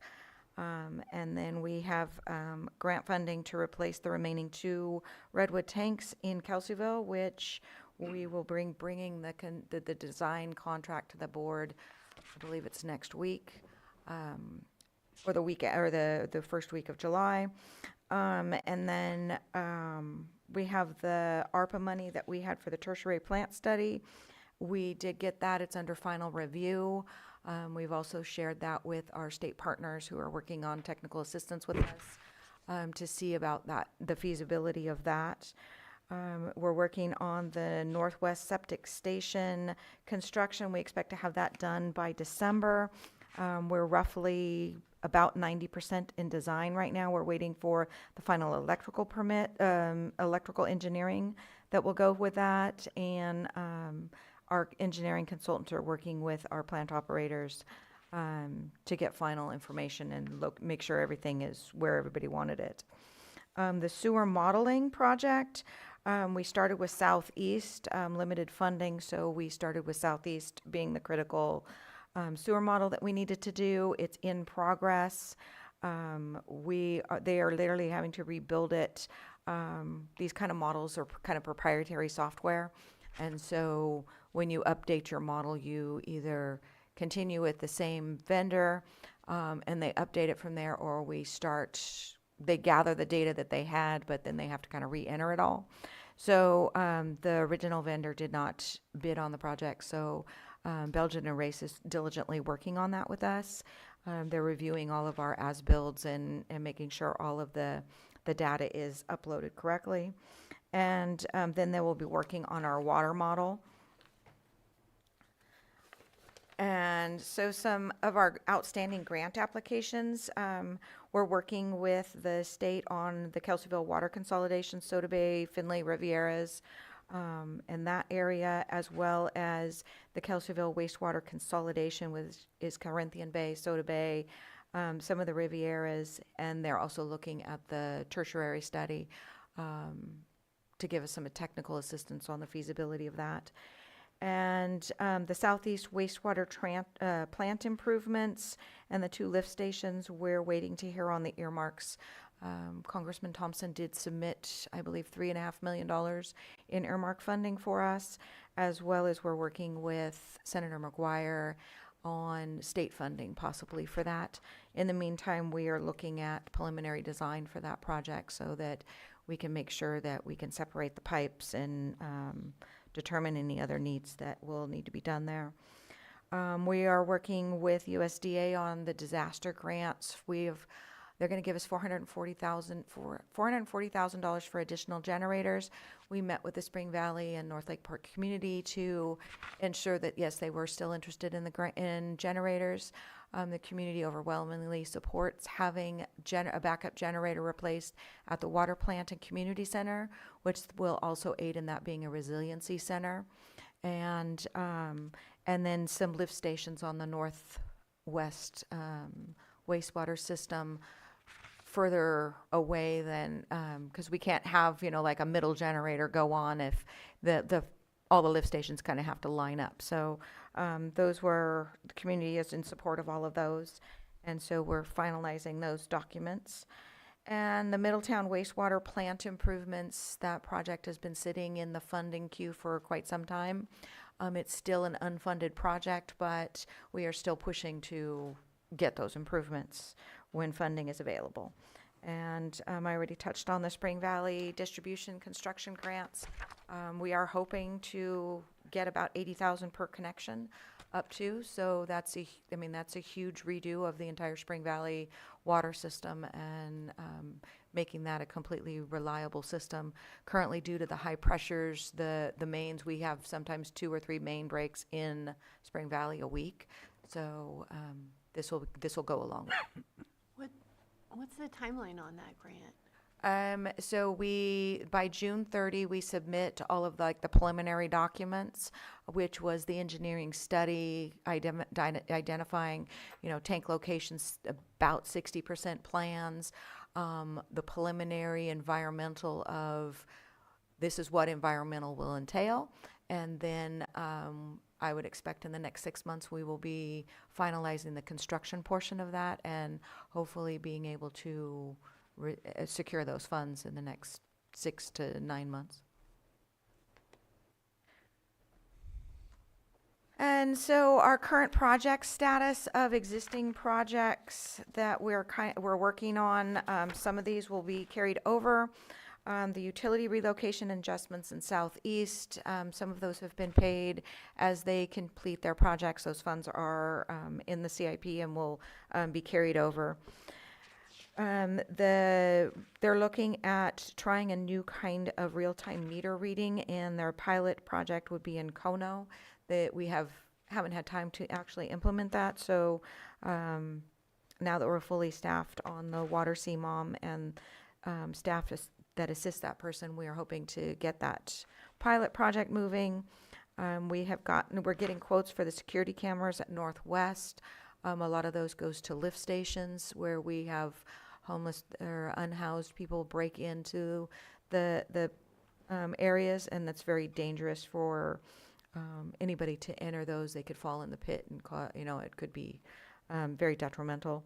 The Paradise Cove lift station rehab, that's to line the 3 lift stations. That's in design with the slip lining for Kelseyville project. So part of that's I&I funding, part of it is Northwest funding. The Kono upgrade to the tank number 2, the pump and the cover, to put a cover over it, that has been delayed but is still in the queue to be worked on. And the well number 2 upgrades, that is also will be part of that project. And then the resealing of the asphalt, we're hoping to have that done this summer. And the plant headwork project, we just touched on that. That is in preliminary design now. We've held off on the screening project because that may go with the headwork project. The screens pull off some of the material that comes through the plant, and so that may be part of the headworks overall project.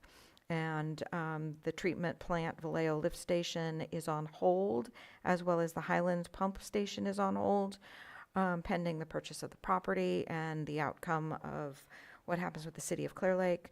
The Highlands lift station is fully designed at this point, so it's shovel ready.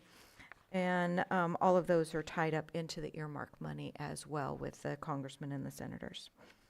And we have ordered the 400 kW generator for Southeast, and we ordered it in 2025, and the lead time on those is a very long time. So we're checking in, and they expect it to be delivered hopefully this summer, and then that will be replaced.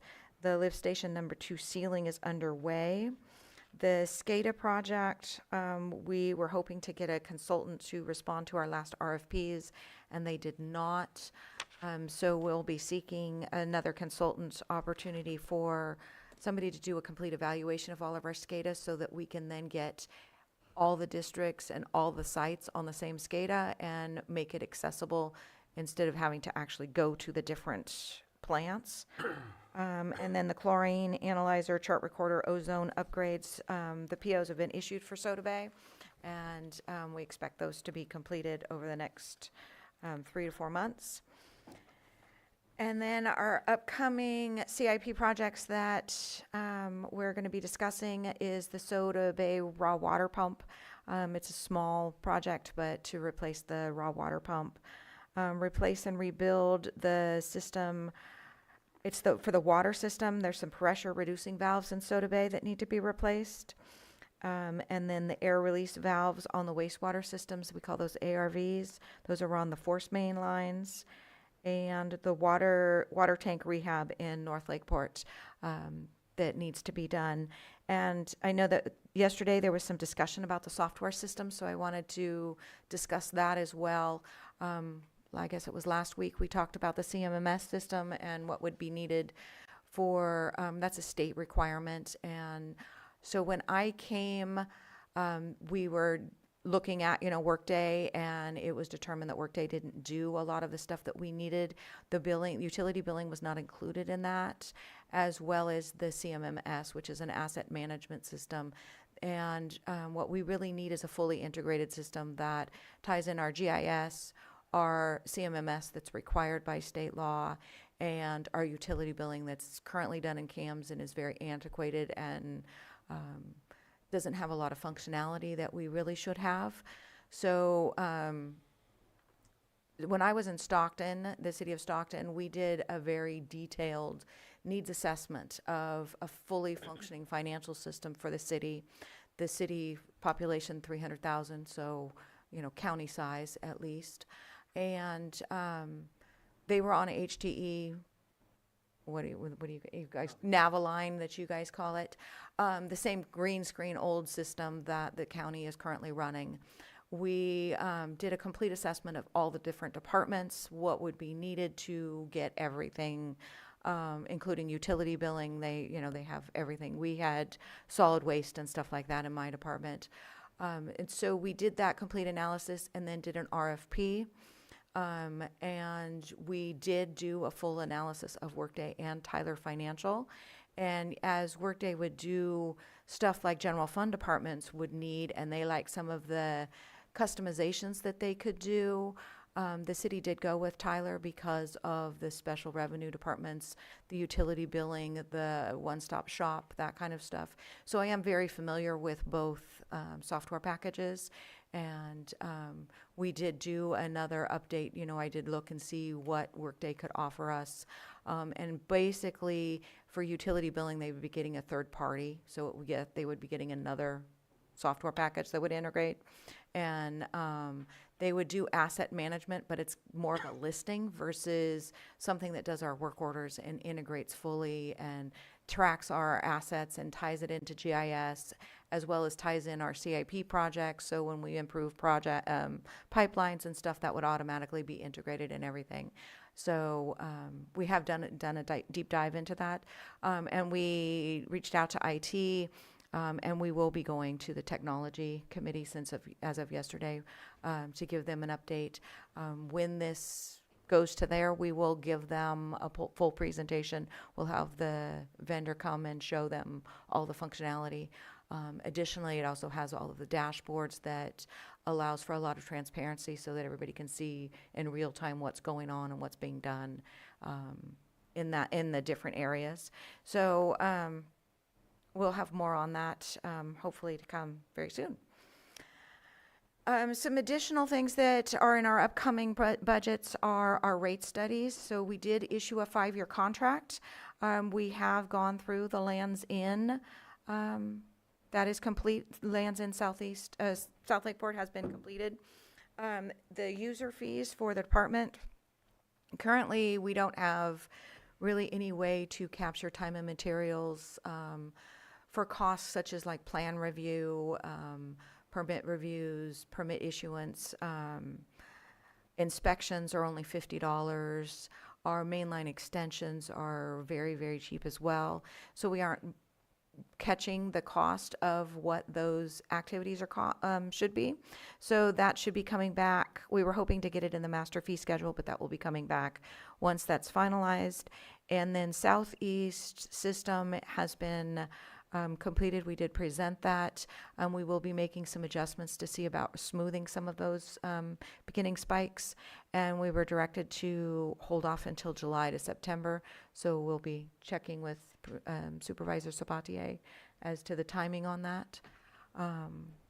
But plan on moving forward. And then upcoming rates for 26-27, we're looking at Corinthian Bay wastewater, Finley water, Conotehe water, and Soda Bay water.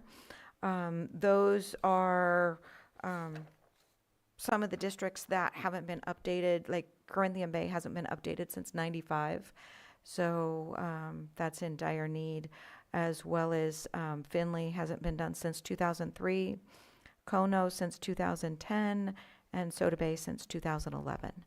So we're trying to get them all on a 5-year cycle. So those are the ones that we're planning on doing next year. And we're also going to continue to look at the consolidations and where we can consolidate smaller districts into larger districts and get some of the magnitude of scale for ratepayers, as well as working on the technical assistance projects. So those are our highlights, and we're here to answer any questions or provide any additional information. All right, do we have any, start with Supervisor Owen? I'll let him go first. Okay, Supervisor Sabatier. Yeah, thank you for that. I think we need to have a internal conversation on the Highland thing.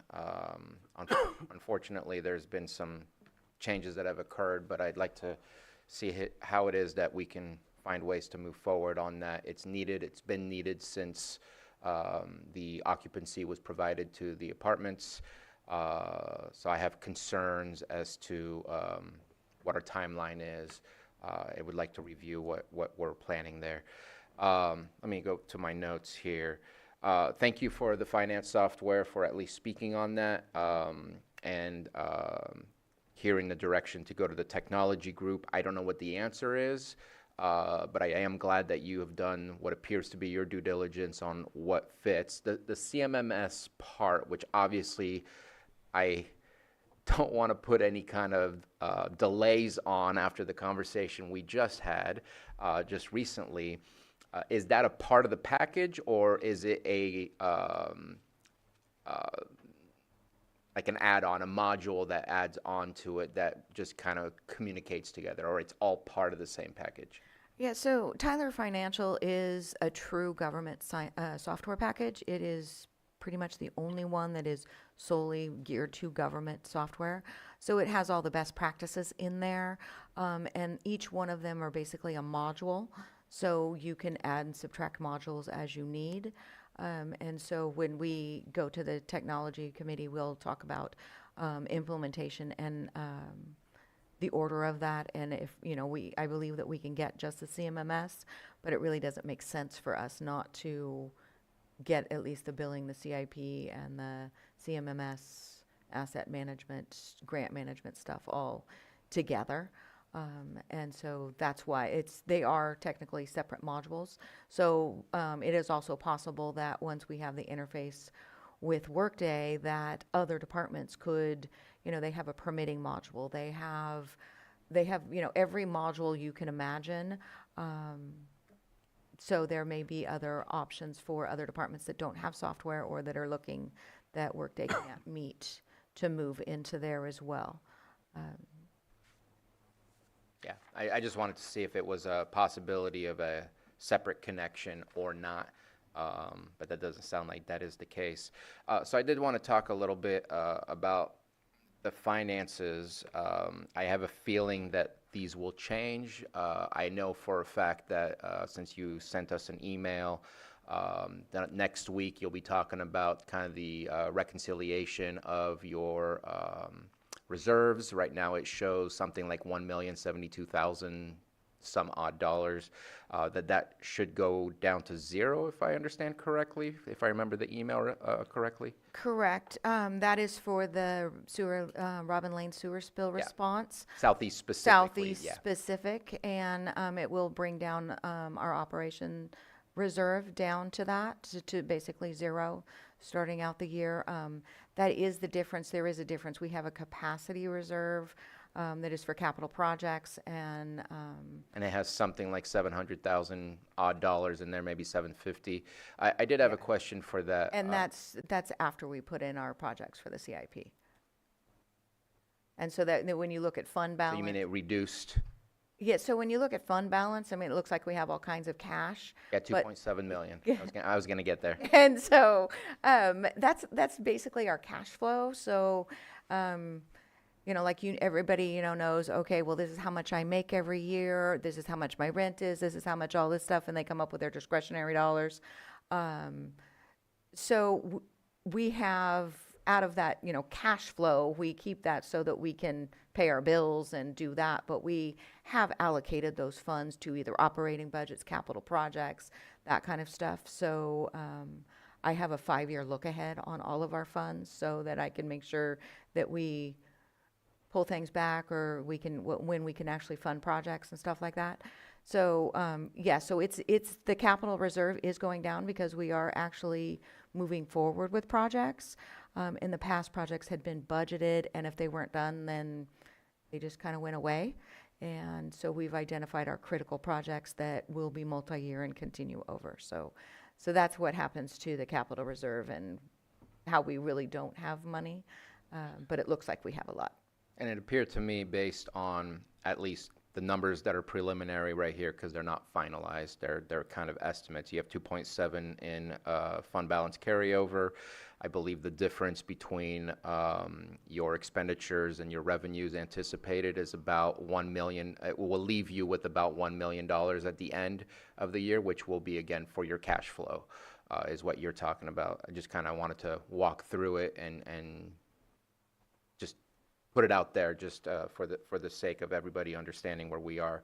I know that was a lot of work, which I'm guessing was completely altered by the sewer spill that occurred, where last year there was something like 1.4, 1.2 million for I&I, and that's nowhere to be seen. I don't believe there was $1.2 million worth of I&I capital project work done last year. Is it not on this? Because what it was before, it was slowly decreasing as work was slowly done over the past like 5 years. Is that not there because there's the affordability of it due to the spill, or is it done? That I&I is a grant, and it has several components, projects to that. And so so we did the line cleaning crew. So some of it wasn't actual capital improvements, but it was like we had the line cleaning crew last year that used that. There's the Kelseyville water line. It was for Southeast specific. That's kind of a misnomer. When I got here, I contacted them, and it was countywide. Okay. And so they did start working a lot in Southeast. They bought a lot of the dog bowl lids. They did a lot of other kinds of things in there. Jesse can probably chime in as to all the different things, but I know that there's the Live Oak project in there. We're going to have the slip lining in Kelseyville, which we're combining with the Northwest Paradise project. That money is Northwest funding, but the slip lining in Kelseyville is as out of that I&I money. We did design the harbor area with that funding, and that project turned out to be $1.5 million, which was more than the grant was. So we do know what is needed down there, but don't have the funding for that. You're talking about the Highlands Harbor area? And then they bought we bought the SL Rats, which is the tool we use for the I&I guys and staff to go out to assess the lines and which ones need to be cleaned, and some of that assessment stuff. And we bought a VAC-on, and that was like $500,000. So thank you for that. I guess my last question, I have two more questions. I know that we utilize a lot of pumper trucks. I know that there's been public comment about our pumper trucks. Where is that specifically in our budget? Is that in the professional specialized services, administrative services, or like where does it sit? And it would be nice to understand what is that separately, to better also understand what does a fix for the system cost versus this continuous cost of pumper trucks, so I could better understand what we're spending money on. So that comes out of 2380, the object code, so professional services. In our operational budget, there's a specific line in there that says pumper trucks. And we track that with a separate code in our system so we can see how much is being spent on pumper trucks. Guessing that number is going to grow compared to what I'm seeing here, because well, it's spread amongst all of the different areas as well. So it's not based on a per system basis. Well, each system has funding in there, is what I'm saying. That, but then when we have an extraordinary event like the Robin Lane, that of course obviously blew that budget out of the water, and that was a significant cost that you guys will see when it comes back to you next week. When we itemize out how much that cost was, I want to say it was $600,000 or something like that in pumper truck costs. It was a huge dollar. And, you know, and those are emergencies. They're 24 hours turnaround, you know, they're running. So they, you know, they charge emergency time and overtime hours for those. We also are looking at the ability to buy our own pumper truck.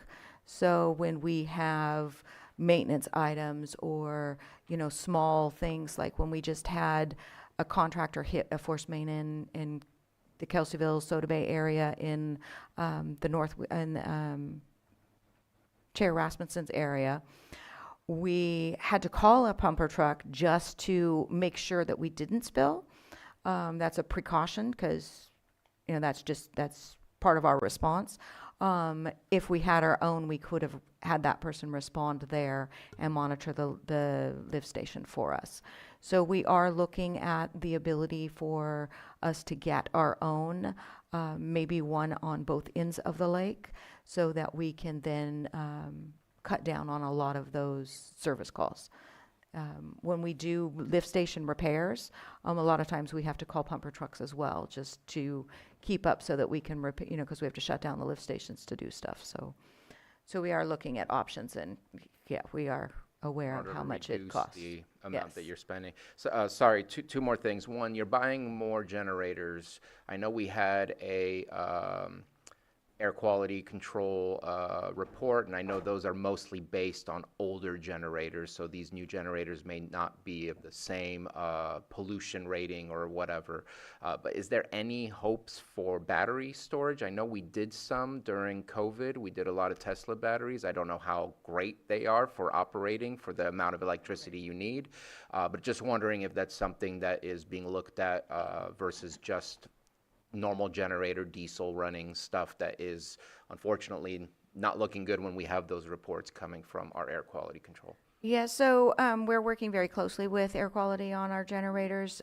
Some of the new air quality requirements are portable generators. They used to be exempt and not require permits, and now they require permits. So we're expecting that a lot of those are not going to be attainable. I'm also looking at propane ran generators and alternative fuel source generators in the, you know, where they have natural gas. That's something that when I was in Rio Vista, we hooked up to natural gas because the emissions are much lower. But we will be looking at making sure that we can get alternative sources when possible, so that they're cleaner burning. And we're looking at stationary generators as well. So then they automatically come on, and it saves in a lot of staff time, response time, ensuring that the system continues to operate. And then just my last comment, your salary increase for the normal special districts admin has a huge increase. I'm not sure if that's over exaggerated on just being safe on what your potential cost will be. Your last actuals are much lower, but in comparison even to what was estimated last year, and you're not adding any positions that I'm seeing. So it's just a strange occurrence. I've seen some of the larger ones, and I know that we provided raises back in July of last year. The ones that were the highest raises, I recognize those in those departments.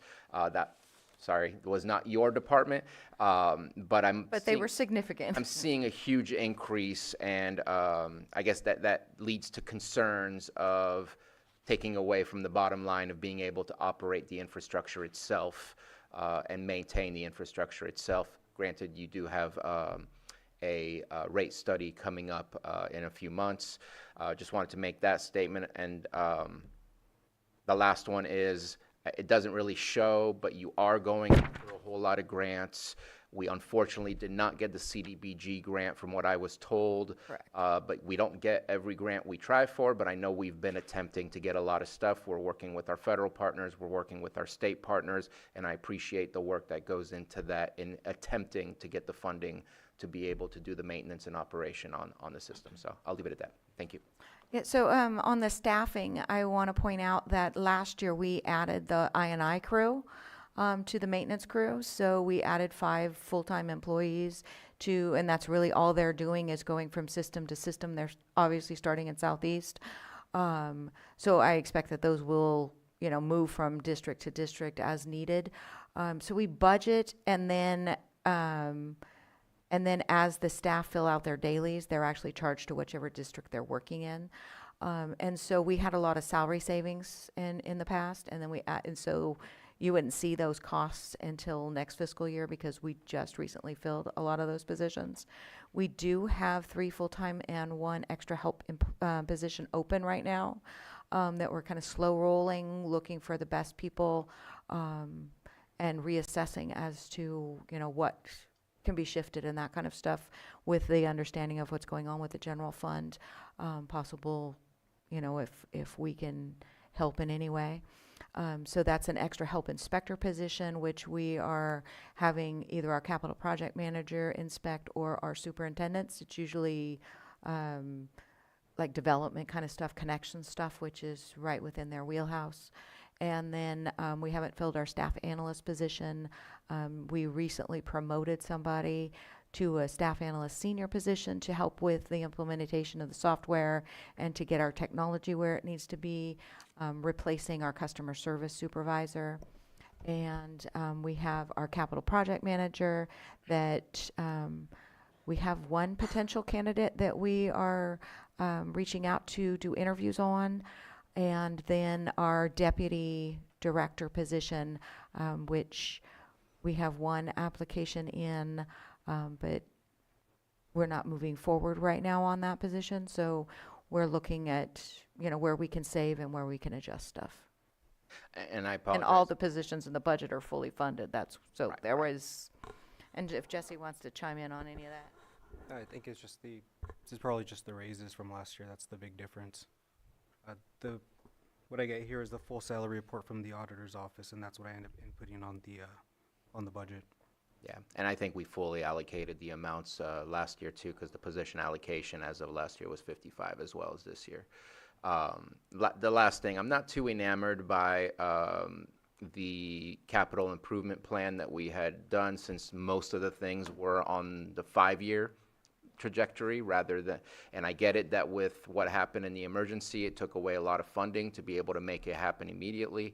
But just my hopes and desires is we can move some of those projects, because just the headworks alone is not enough for what needs to happen there. So let's keep working on that. Yeah, so that's intentional, having all those projects in the out year, making sure that they're in our plan. It makes them eligible for other grant funding.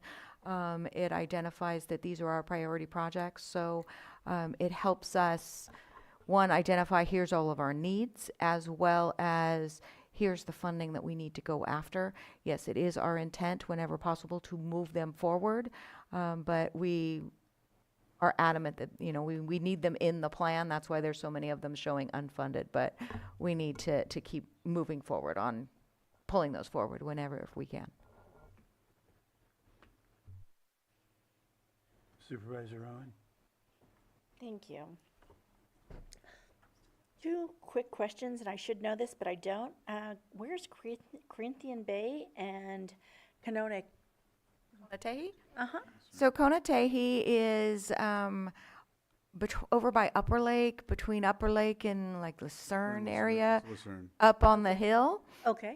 It's a very small kind of community. I think there's 140 connections over there, and they tie into the Northwest wastewater system, but they have their own separate water system. And then Corinthian Bay is in the Soda Bay, Kelseyville area. Okay. It's also a very, very small Just so I have district, kind of by Finley. Most of them were pretty self-explanatory. Okay, so looking at the budget, I noticed the lighting district. I had mentioned to you about replacing street lights, and I think I mentioned to you at that time, I know that there's still some out in Middletown. I know I had replaced some, but I had mentioned to you about looking into doing the replacements with LEDs or something to save us money. I know that the entire lighting district throughout the county is just under 200,000. So I don't know how much that would save by replacing with the LEDs or looking at other options that might save a little bit. Just Yeah, and so the problem with the lighting district, and I'm kind of glad you bring that up, because we have a whole bunch of independent lighting districts. We don't have a countywide lighting district. And they all require, it's not the same as a Prop 218 process. You actually have to hire an engineer. He has to stamp the assessment. It goes on the property taxes. So those are expensive studies to do. And then the property owners have to vote on them to increase any of the rates. So like Middletown, I want to say Middletown has a couple $1,000s left in the fund. Basically, we can pay for some of the operations. A lot of the ones in Kelseyville or in Middletown are owned and we own them, but they're operated and maintained by PG&E. So there's some districts, like EJ in Supervisor Crandall's area, Clear Lake Oaks and Clear Lake Keys. We're looking at trying to consolidate those. One is a very robust district and one is not. But it's very problematic about being able to do the engineer report and then get the community to actually vote. It's not a Prop 218 protest kind of vote. They actually have to vote. I didn't know if the lights themselves could just be changed out like we do our. And I did. They When you did replace go throughout and change some of the fixtures. Something They more can't just change the light bulbs. They'd have to change the fixtures. I see. Okay. And so PG&E did have a lot of that energy saving kind of funding that they were going out and doing. But I don't think that I've seen on some of the bills that there still are some high pressure sodium lights. Okay. And so whenever we can, we also look for the California Energy Department, the Department of Energy through the state, sometimes has grant funding to replace those kind of things. So we've been monitoring to see if we can get some of that. I'm cautious about going and getting loans for the lighting districts due to Sure. the fiscal sustainability of them. But if we look to see if we can get grants to replace light bulbs and fixtures and stuff as well. Okay.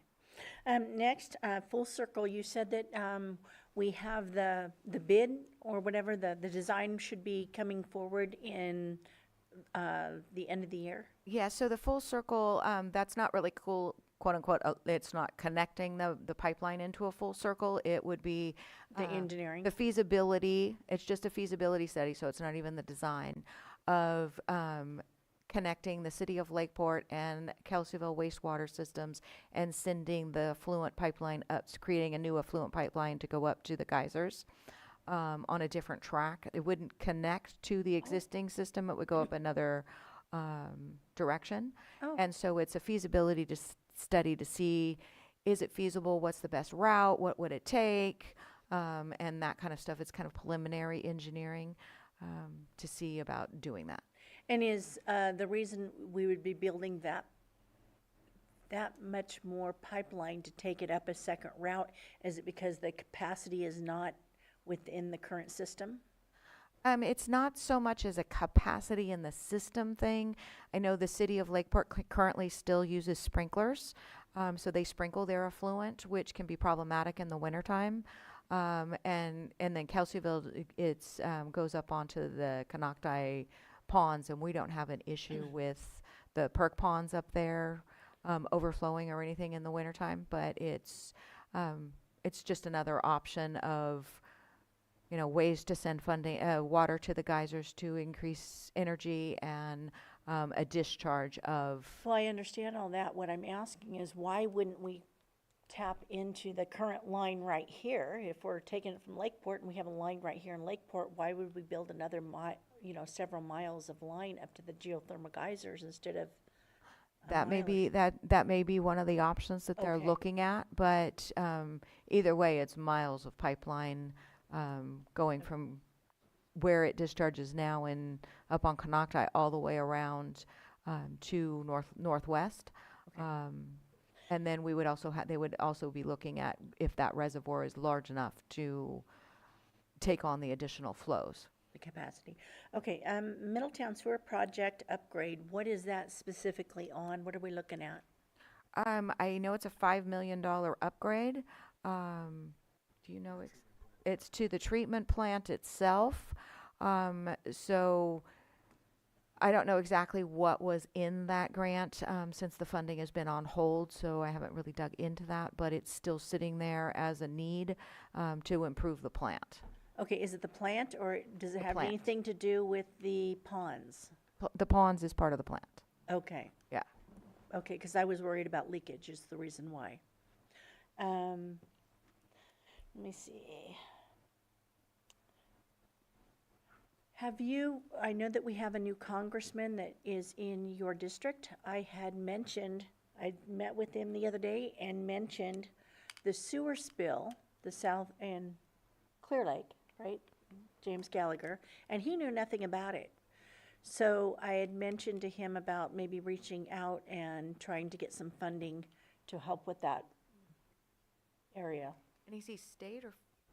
He's State? He's state, but he's still over in the Chico area. No, he's federal now. Well, he is, but he's still, until January 1st, after the general elections, he's still over in the old La Malfa district. The new Yeah. district doesn't start until January 1st. Oh, I see. Okay.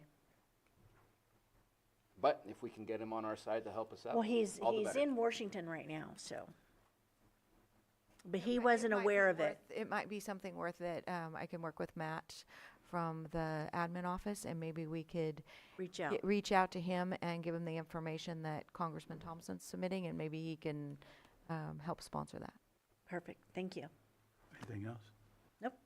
All right, Supervisor Crandall? Yeah, thank you for this. I wanted to just touch base on something about the new pump filter on Pueblo Trail, and I wanted to see how much savings you think that'll anticipate that will help with in their budget.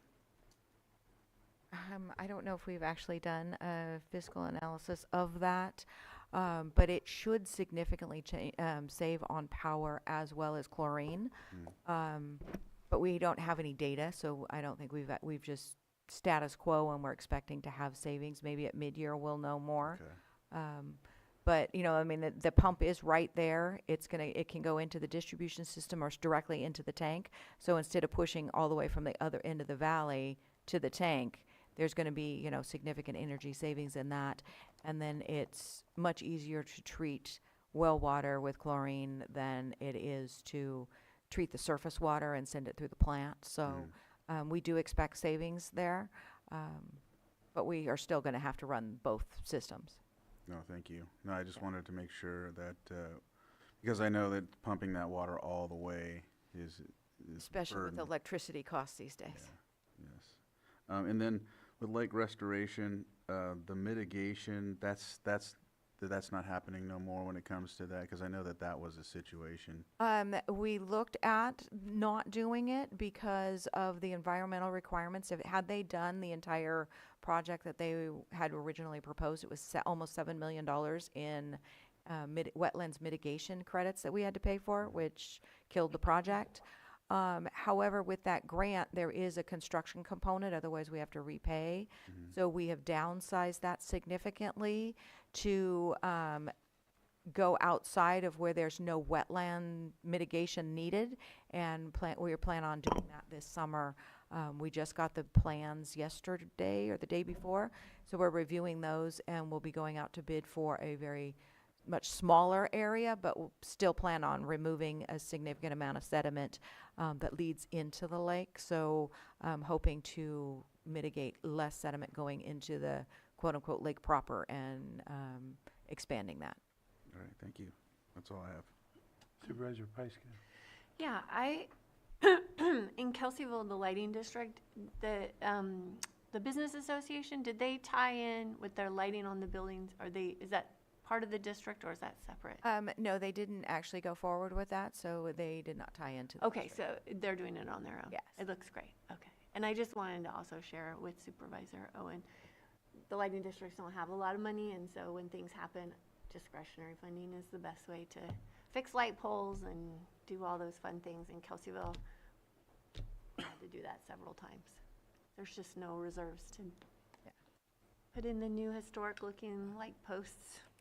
Well, I wasn't looking at light posts. I just didn't know if we could change out the bulbs to be LED to save money. It's the kind of fixtures, because of how industrial they are, you can't just change out the, like in your house, you just change out your regular Right, incandescent to an LED and it fits in the socket and works Yes. great. That doesn't. But I do remember years ago that there was a PG&E study on all of them and working. And I think that there are some that were changed out, but not every light in the county has been changed. All right, I wanted to mention a couple of things. I know with the Land's End, Reeves Point, South Main system, we're better off now. We've approved that rate study, and I know in the budget objectives, we talk about consolidation of that potentially with Kelseyville Waterworks, but, right, which also because it's what I wanted to bring up, because we're expiring on a contract right now for Lakeport to take that sewer. It's definitely too small of a district to remain on its own, so I just want to make sure that we can also engage with the city of Lakeport regarding potential annexation of that system, since it already goes to the Lakeport system. Yeah, that's one of our negotiation points in our upcoming contract. Okay, great. And then, again, not to make any budget changes, but I also want to mention the South Lakeport Water. As the board knows, we've been working on this for a few years. We have, again this year, put in for earmarks from Congress for potential money for a system down in the South Main Soda Bay Road area. It was denied last year. This year, we don't have an answer yet, but we do know that there's been some amounts of money that's been pushed forward by both the U.S. Senate and the congressmen for potential funding. We don't know if we're going to get any of that.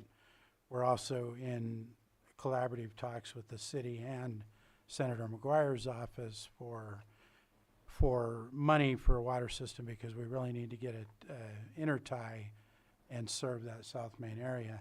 And I'll bring it up during the administration budget, but the board still has the $2 million that has for 11 years at this point, I believe, been sitting there marked for South Main water, and it hasn't been, there's been no final decision. So I'll bring that up again during the admin, but thank you. Is there any other questions from the board before we open it to the public? Okay, we'll go ahead and open it to the public in the room. If there's anyone here who wishes to speak on any of these budget units for special districts.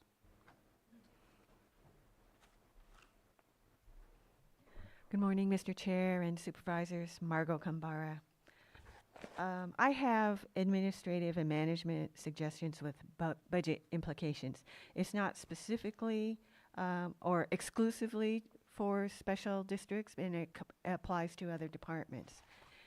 And that is, recently your board discovered that rate studies were not done on a regular basis, resulting in steep increase in fees to residents to cover the current cost of service and operations.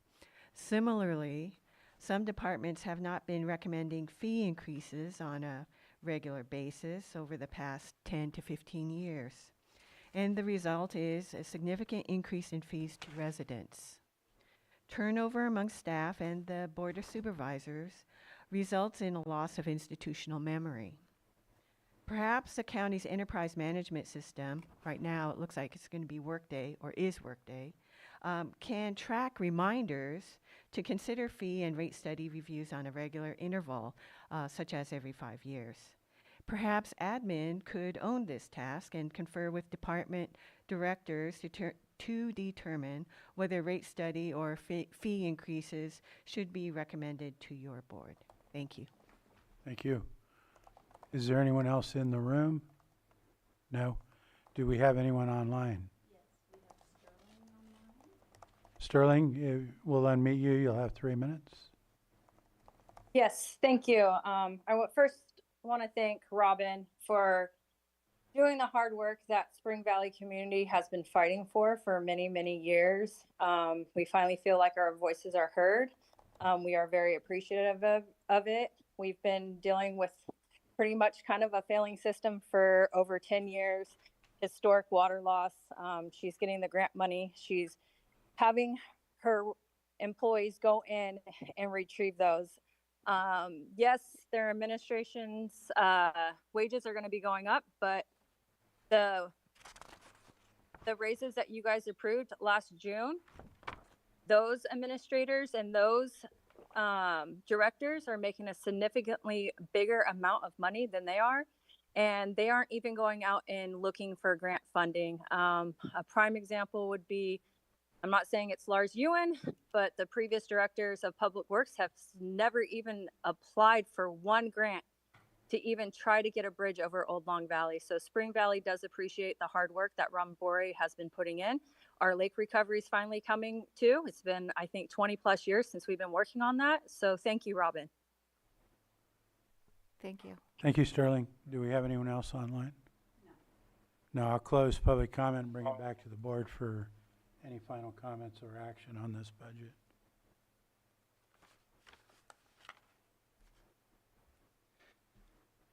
Go ahead, Supervisor Sabatier. Before I take action, I'm hoping, I know that it was brought up before about Highland Springs, and we have some awkwardness here where special districts also takes care of roads, a community center, like it's kind of an oddball situation. Yeah, and it's just, I think it would be nice if maybe we can have a conversation at one point of compartmentalizing things in a more efficient location where they have the better means to care for these things and work on these things and manage these things. It seems hard to have a one-size-fits-all department that has things that don't quite fit, and maybe I'm incorrect. Maybe the CSA has a very specific stipulation that you can't disconnect these things, but it just feels odd at times how things are the way they are, and it doesn't feel like it's done in the most efficient ways. And if we're looking for using and stretching our dollars to the best of our abilities, continuing as is does not, without the conversation to see if we could do better, does not appear to be the best way to go. So just wanted to make that statement. Other than that, I will go ahead and approve Lighting District budgets 8210 through 8219 and 8461. Lands End 8351. I'll just continue with the numbers. 8352 through 8356, 8460, 8462, 8466, 8473, 8480, 8481, 8593, and 8695. As proposed. Second. I have a motion and a second. All in favor? Aye. Aye. Opposed? Hearing none, that carries 5-0. And we're going to conclude this item. Thank you, Director and staff. Do we have UC? No. Please go ahead with Health Services. What was that? Please go ahead with Health Services. Next, I'll call our Health Services Department, and this will be for all budget units under their management. And I'll read them off. Jail Medical Services, 2304. Environmental Health, 4010. Public Health, 4011. Health Administration, 4012. Tobacco Education, 4016. And Veterans Service Office at 5321. And with that, I'll turn it over to Director Fracco and staff to present. Good morning, Board. Is that on? Good morning, Board. Can you hear me? I think you're good. It might just have it a little closer. Good morning. Can you hear me now? Yes. My name is Lisa Faracco. I'm Health Services Director. I'm joined by Tuesday Gallardo, our Fiscal Manager. Health Services Department oversees a number of budget units. You have named them all off, so I won't do the same.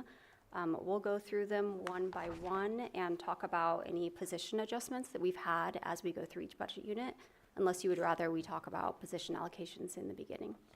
Yes, thank you. Okay. So let's start with Veteran Services. We'll do the easy ones first and then go into the larger budget units. So Veteran Services is budget unit 5321.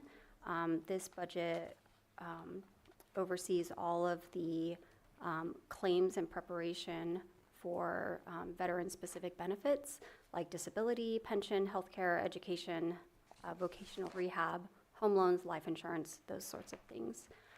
They work with the state and federal government and local agencies to maximize benefits for their clients. And a lot of the work that they do is specifically outreach into the community.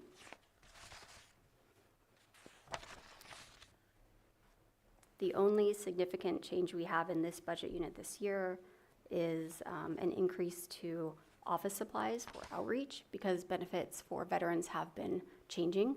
And so there is outreach going out to the community, and also ensuring that we are properly budgeting for leave cash outs at the end of the year. Any questions about veterans? I don't believe so. Okay. Next, we'll do tobacco education. This is 4016. I know I'm skipping around a little bit, but I'm just hitting the easy ones first. That's fine. Tobacco education program is a state mandated public health program. This budget unit oversees the work of providing education and outreach into the community. We receive funding from state tobacco funds, Prop 99 and Prop 56. And this is primarily a pass-through to the public health budget. Any questions about tobacco? Yes, go ahead, Supervisor. Yeah, the DOJ grant, what department does that go to? Does that go to environmental health? Does that go to our law enforcement? So the DOJ grant will be a collaboration between public health and environmental health, and then other local law enforcement agencies.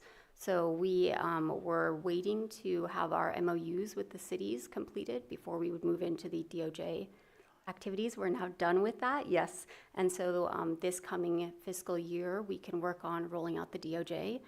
We need to put together MOUs with local law enforcement to do the enforcement side of that, which is a priority for us in this coming fiscal year. Okay, but what department does the grant reside? The grant is under public health. Okay. Is that correct, Tuesday? Yes, that's correct. Yeah, the grant is under public health.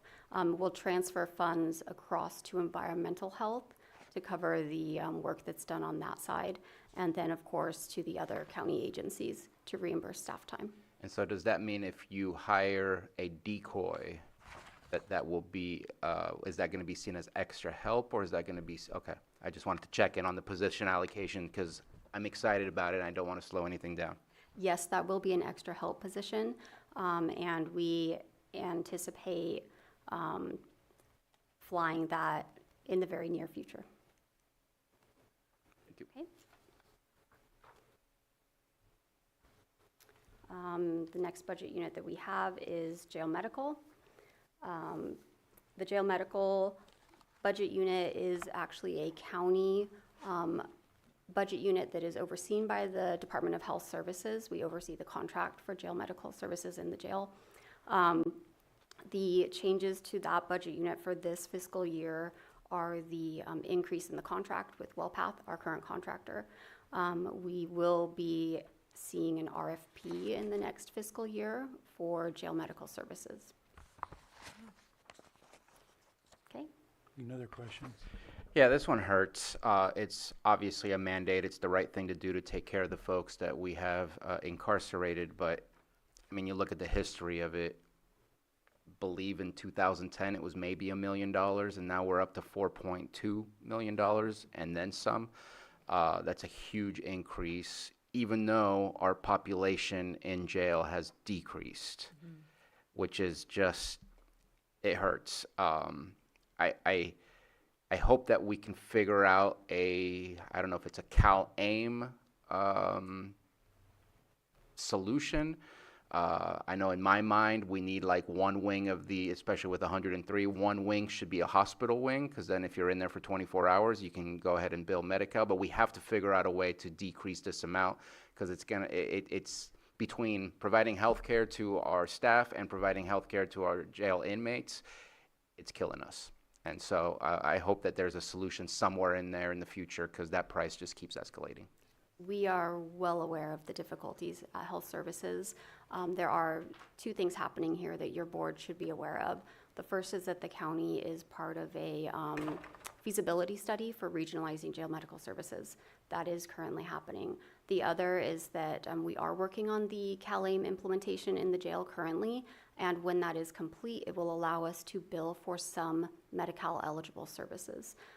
That is part of the JI implementation that is being done currently as an amendment to the contract, which I expect you will see in the coming months.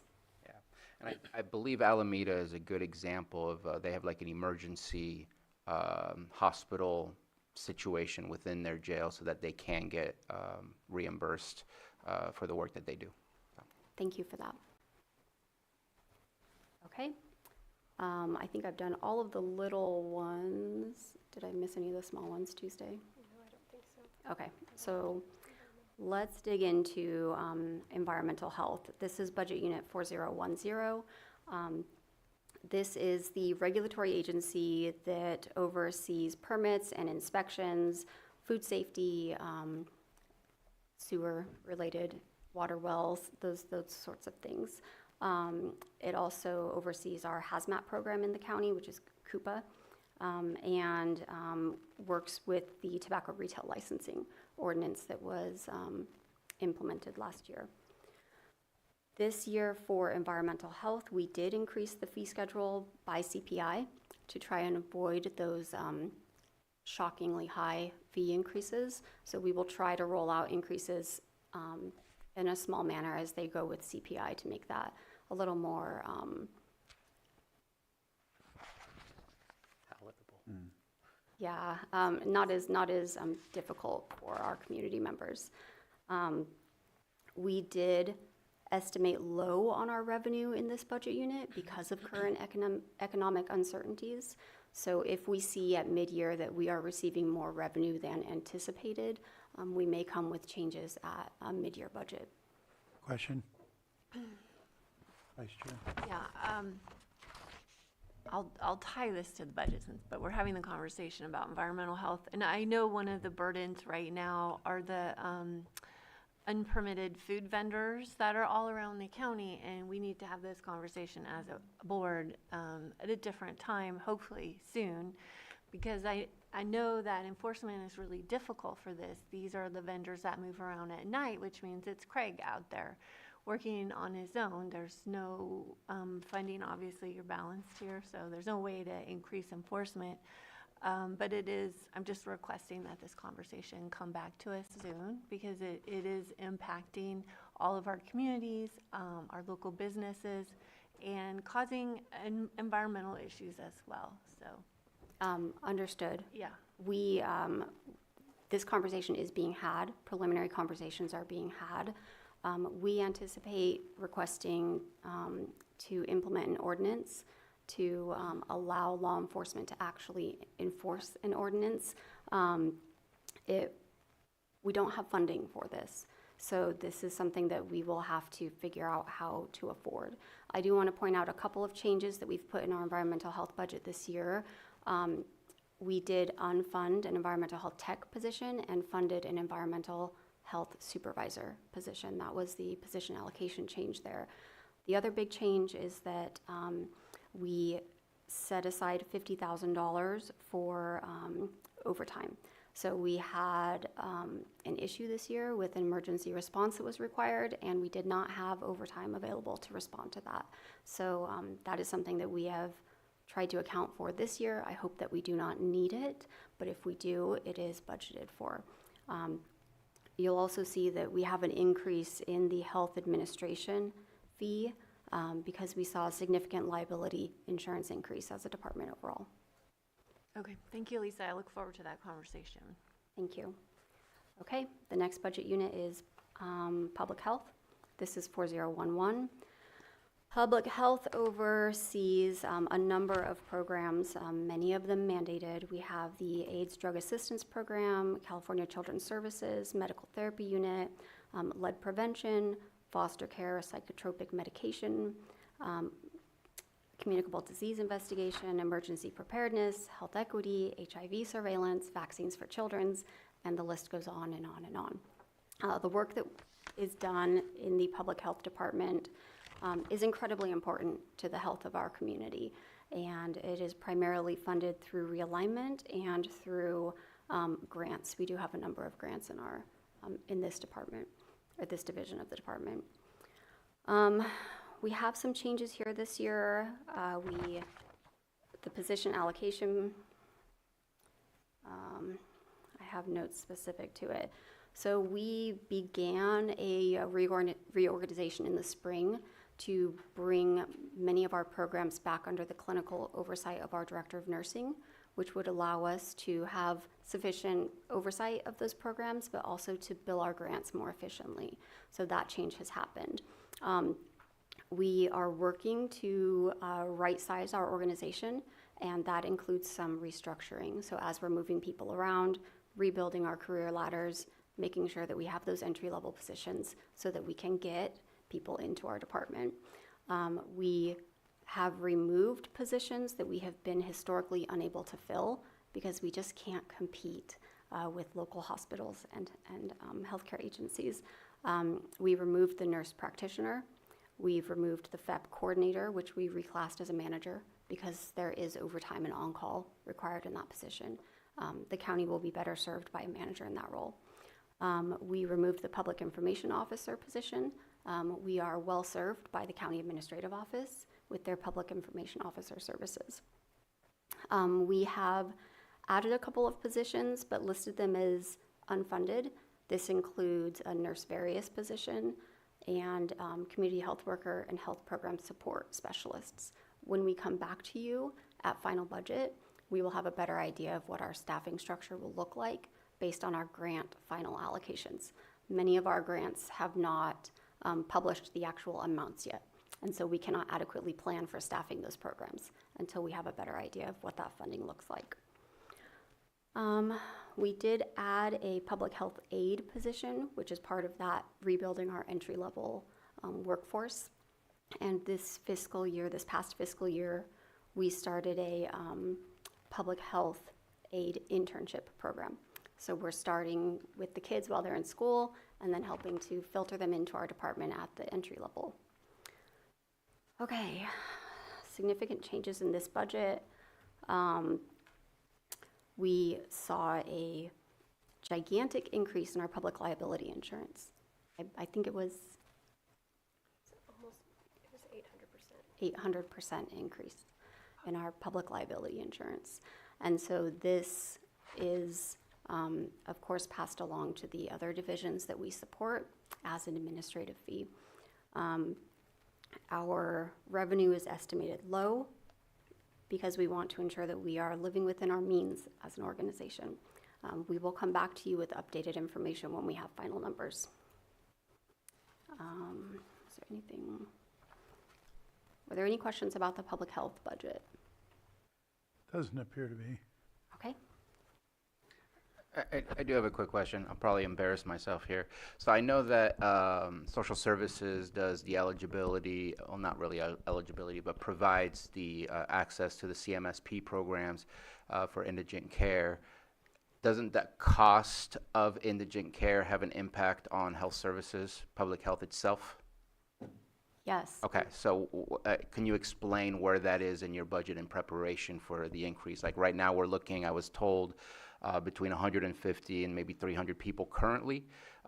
That number appears to grow based on what we're understanding the impacts will be. So trying to figure out how you're managing that within your budget in preparation for what we anticipate. That's a really good question, and thank you for asking it. So historically, I'm so glad I was right. I thought I might be off a little. CMSP or indigent care does fall under the health services department.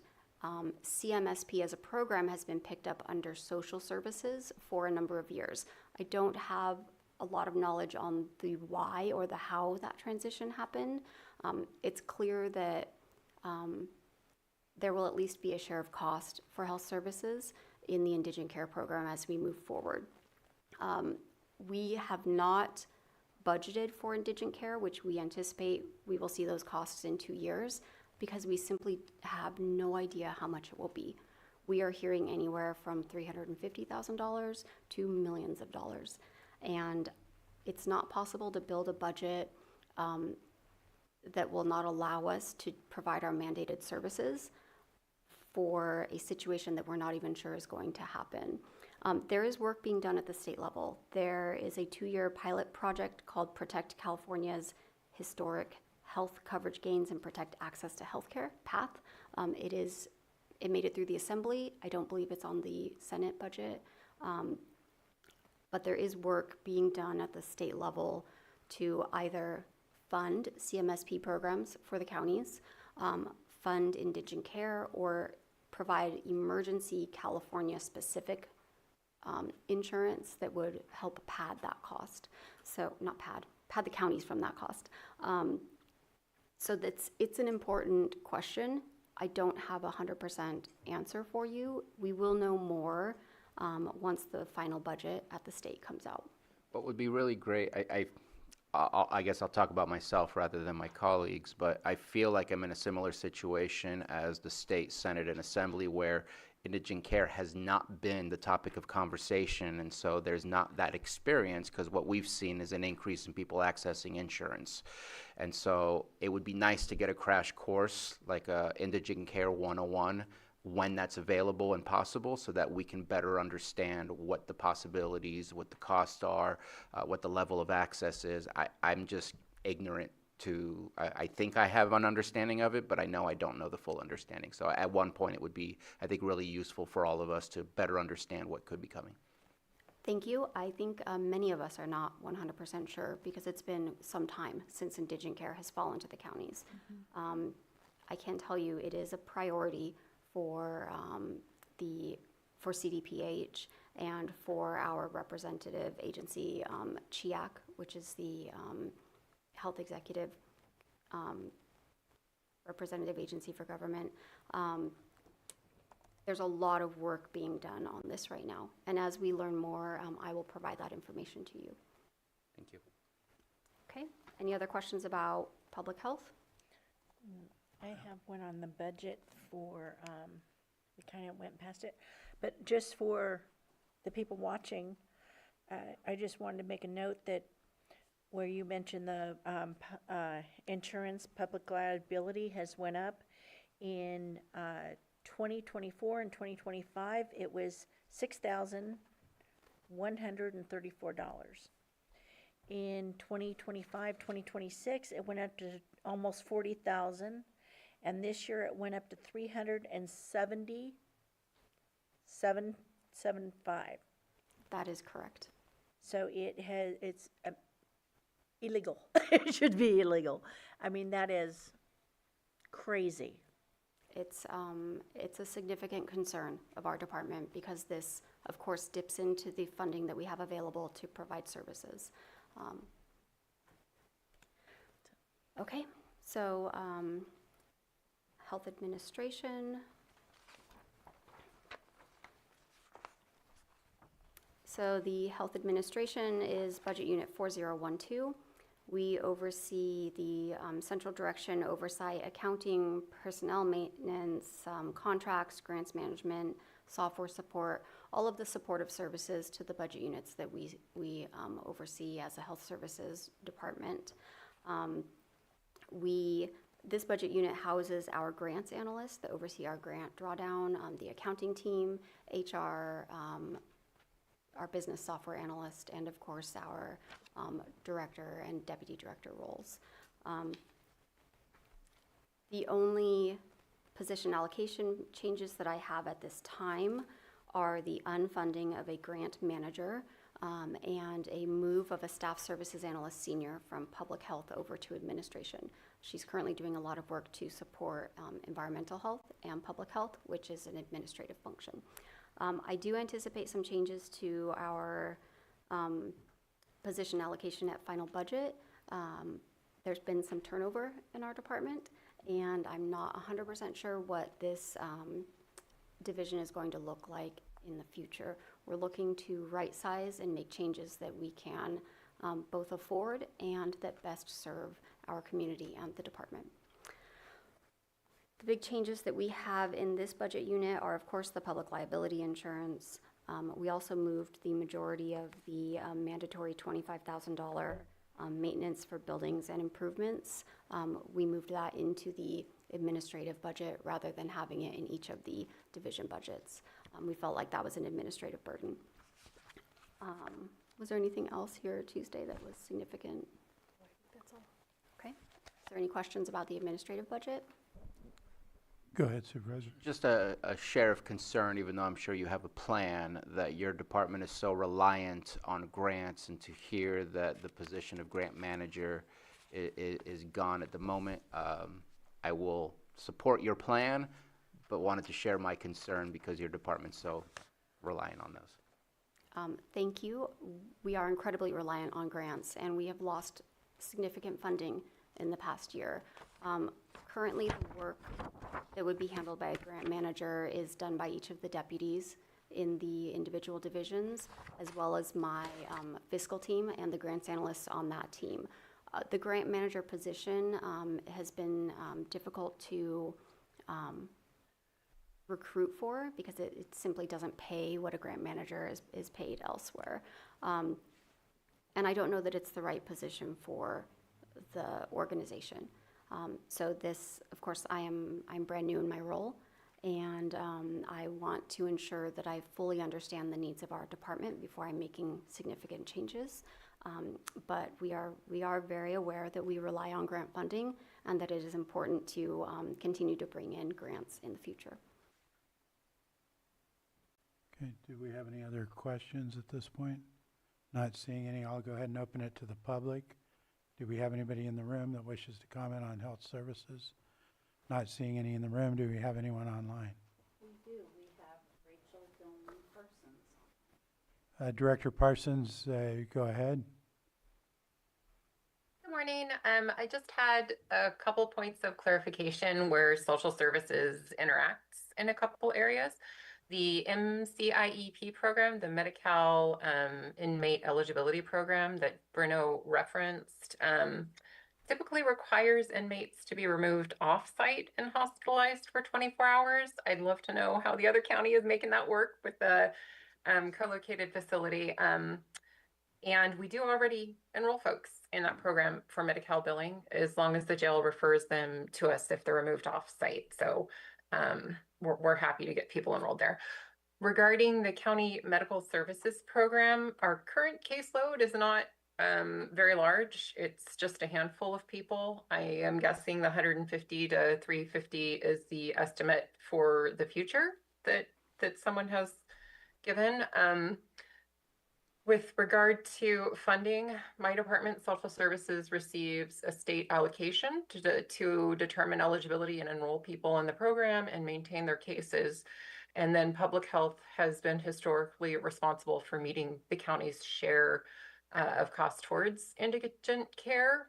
That has been funded in the past through realignment directly kind of moved by the state. So it does not actually come out of either our departments. It kind of happens before we receive our realignment funding. So it wouldn't necessarily be in the department budget.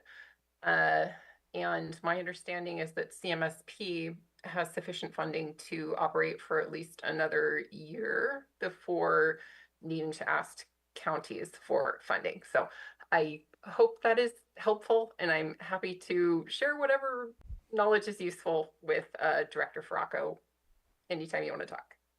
Okay, thanks. Thank you, Director. Do we have anyone else online? Okay, we'll close public comment and bring it back to the board for action or final questions or comments.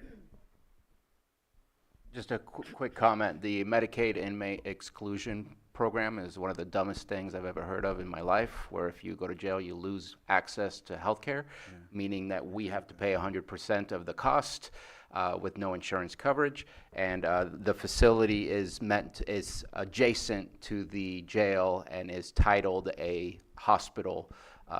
They've just gone through the process to make it two separate facilities, so you're no longer in jail. So it's off-site. All right, if there's nothing further? Go ahead. I will motion to approve budget units 2304, 4010, 4011, 4012, 4016, and 5321. Second. Second. Oh. I have a motion and a second. All in favor? Aye. Aye. Opposed? Hearing none, that carries 5-0. Thank you. Great job, Director. Thank you. And to Director Dillman Parsons, I look forward to future collaboration between our departments. Thank you. And we're going to go ahead and recess into lunch, and we'll come back at 1 o'clock. And I expect to call UC Cooperative and Water Resources at that time. Thank you.